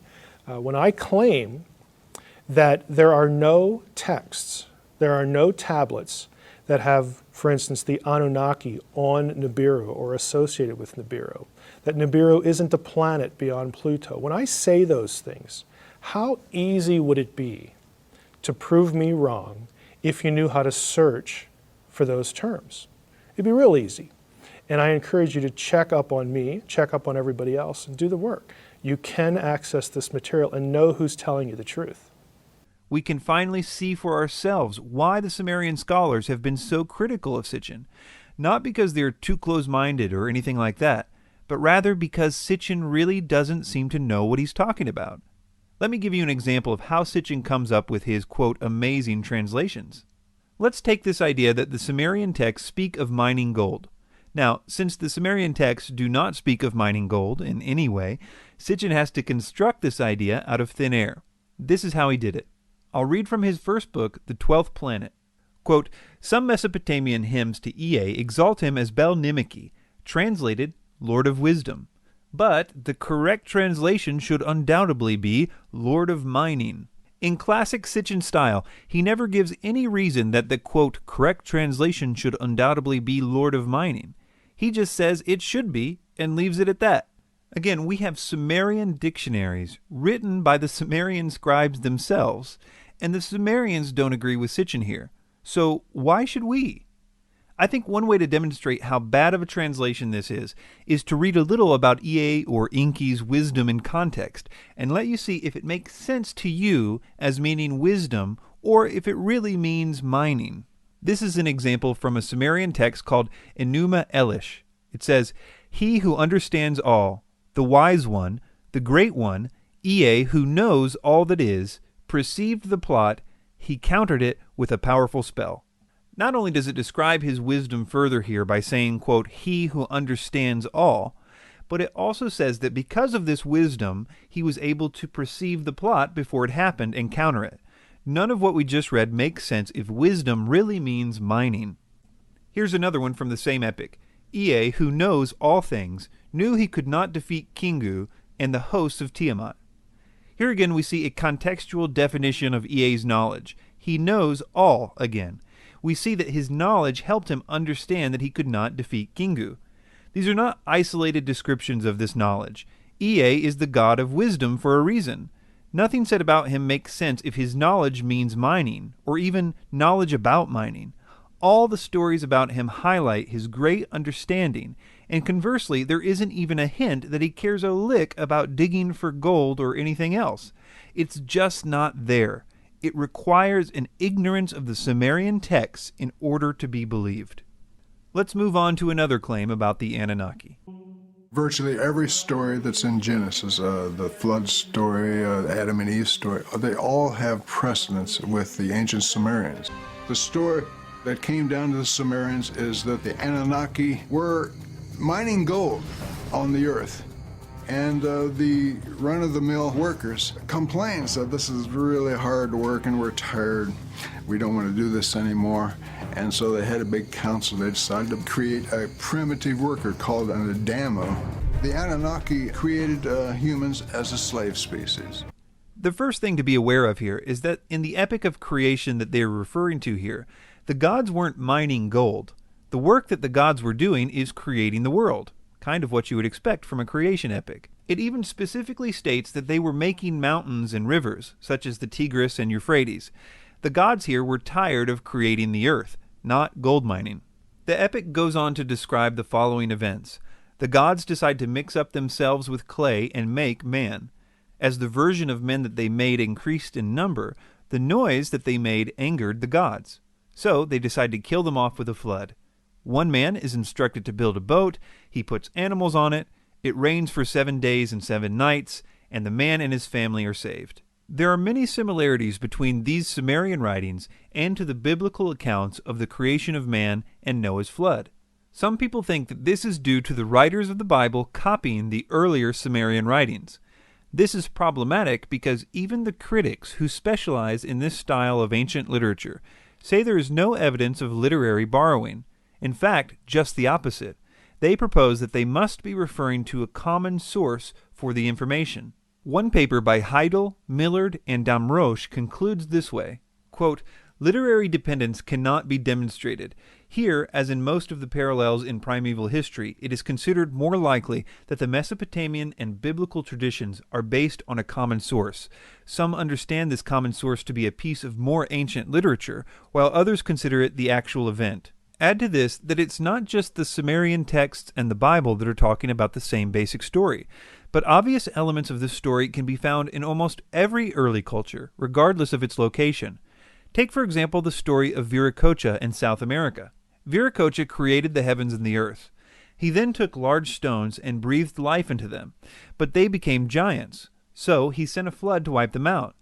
After the flood, he breathed into smaller stones than the first time, thereby creating smaller people, which were then scattered all over the world. And in the Bible, in Genesis 6, we see something similar. The sons of God disobeyed God. They came to earth, had sex with human women, producing giants called Nephilim. The Nephilim, over time, almost eliminated the original human population, and this is one of the reasons that God sent the flood. These stories are found in some form in cultures as geographically separated as you can get. They're in China, Europe, the Middle East. They are found in Native American traditions, in South America, and many others. These similarities are too obvious to simply dismiss. Things like 8 people being on the boat are mentioned in a good percentage of these stories. I personally think that all these cultures are drawing from the same original story, a story that was told only one way, and that as migrations happened from the original group, they started adding in details that were more locally important to them, but that each of these cultures sincerely believed that they were passing on the true account of the origin of humanity to their descendants as this story was told. Ironically, if you take it at face value, if there really was a flood and all people except for the ones on the boat were destroyed, and if most modern cultures were descended from them, the fact that the entire world seems to have inherited the same story would make sense, because they essentially have the same 8 ancestors who experienced such a dramatic event and made it a point to pass the story to each generation. I propose that something like this really did happen in ancient history. I don't personally see any logical way around it. The question I have is which, if any, of these accounts is closest to the truth? Ancient Aliens tells us that the Sumerian version is closest to the truth because they were recorded earlier. That makes sense to a point, but we have to remember that the events described in the Sumerian texts were still ancient history to the Sumerians. So the question is not so much about the date of the writing, but rather their ability to preserve the story. I'll give you a few very good reasons to seriously doubt that the Sumerian accounts should be given more weight where they differ from the others. The first is that Sumerian stories are not logically consistent. Take, for example, that in both the Sumerian and biblical accounts, dimensions for the boat are given. The mere fact that an important part of this story is the dimensions of the boat is interesting.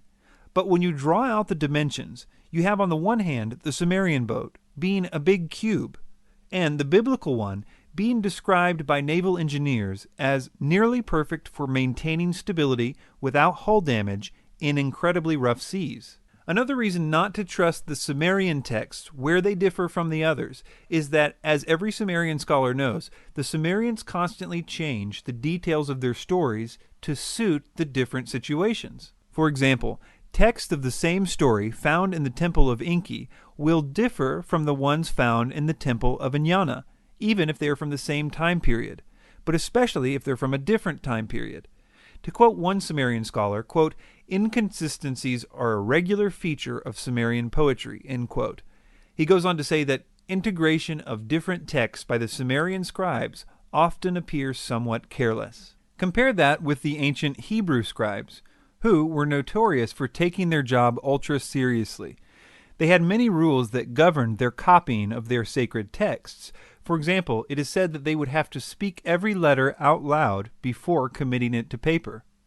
One example of a vindication of this meticulous attention to detail is with the Isaiah scroll found in the Dead Sea Scrolls. The earliest copies of the Hebrew Old Testament before the Dead Sea Scrolls were the Masoretic texts, which were copied between the years 600 and 1000 AD. So the Isaiah scroll, one of the best preserved scrolls, would be a way to prove or disprove if their scriptures had been faithfully copied by the scribes during the previous 800 years. As it turned out, they did a flawless job, and the Hebrew scribes were vindicated. So when deciding which texts are more accurate as it relates to their accounts of ancient events, it is far more logical to assume that the group with a tradition of accurate preservation and transmission of their texts should be given more weight than a culture like the Sumerians, who seem to have very little interest in the accurate transmission of the details of their stories. To sum up, almost everything that Ancient Aliens says about the Anunnaki is untrue. which is not surprising considering they copy and pasted almost everything in this section from the books of Zecharia Sitchin. For more information about Sitchin's errors in his translations of the Sumerian and Akkadian texts, I would direct you to the excellent website of Dr. Michael Heiser, sitchiniswrong.com.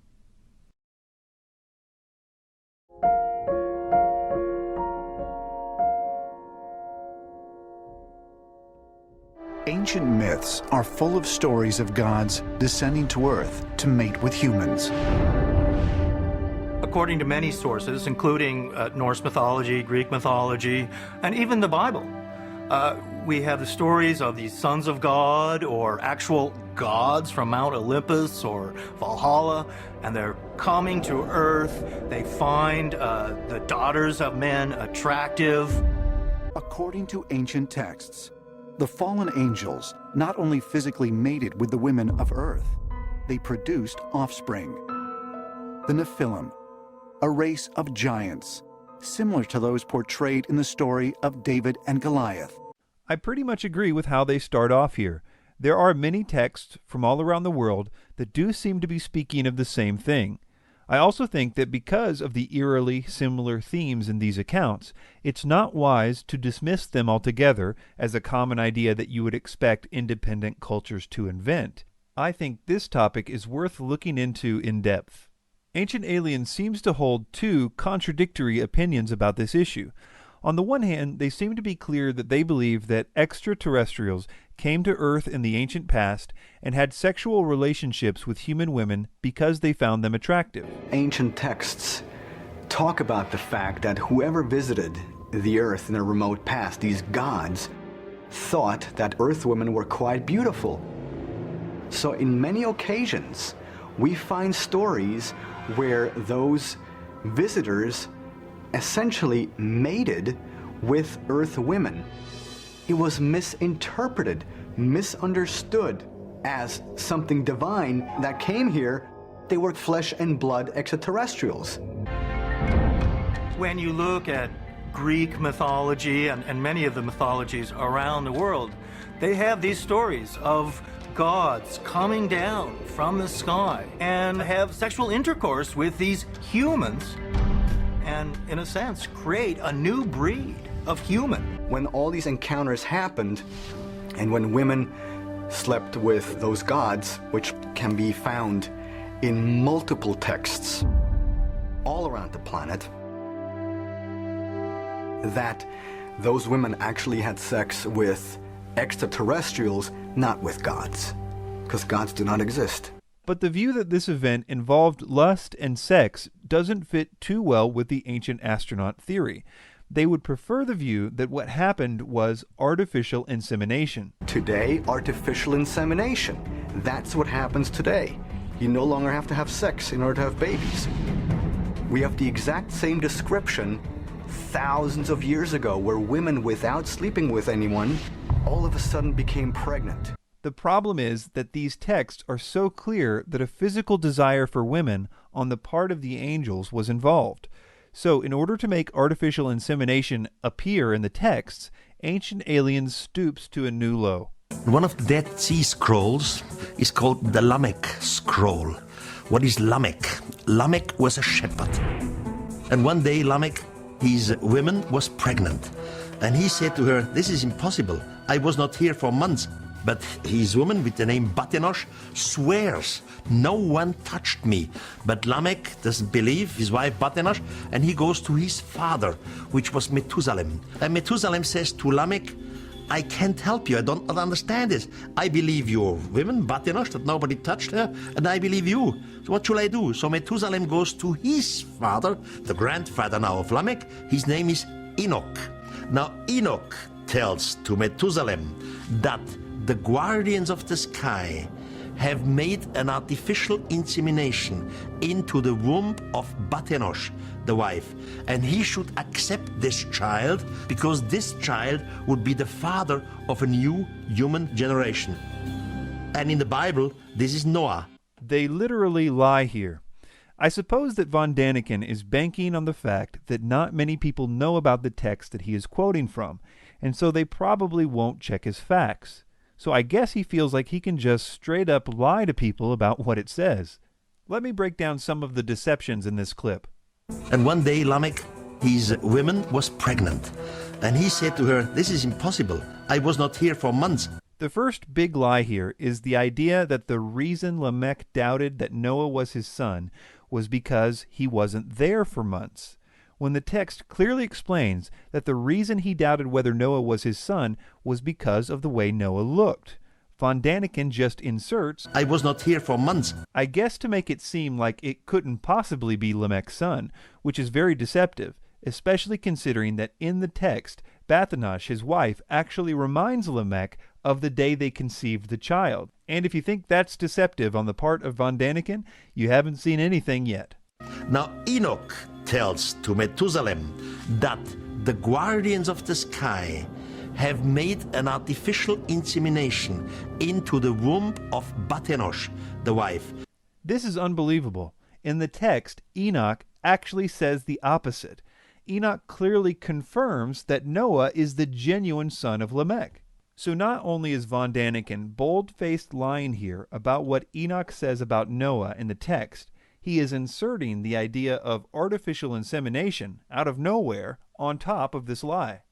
So you can see that one of the main founders of the ancient astronaut theory has absolutely no problem lying in order to make the crucial link that they need between the Nephilim and artificial insemination in ancient texts.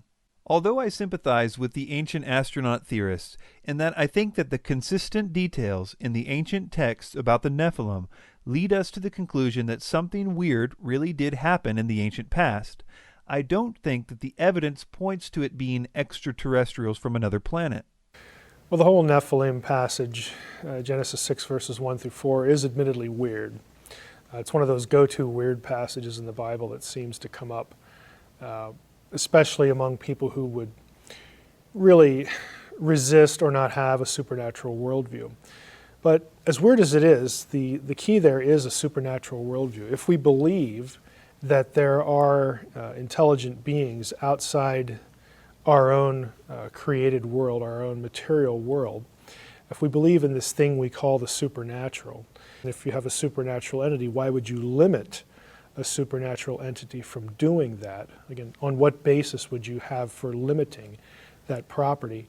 If you're going to allow for that, then this idea of being able to mingle with human flesh on some level or in some way proceeds from those assumptions. I think that we've already seen that they are being deceptive with the evidence that they present, but I also think that they are being deceptive with the evidence they are not presenting. For example, in many ancient texts, from the ancient Near East to the ancient Americas, this hybrid or Nephilim event is spoken of in conjunction with a great flood. These stories, with slight variations, describe the flood coming because the hybridization was against the Creator's will.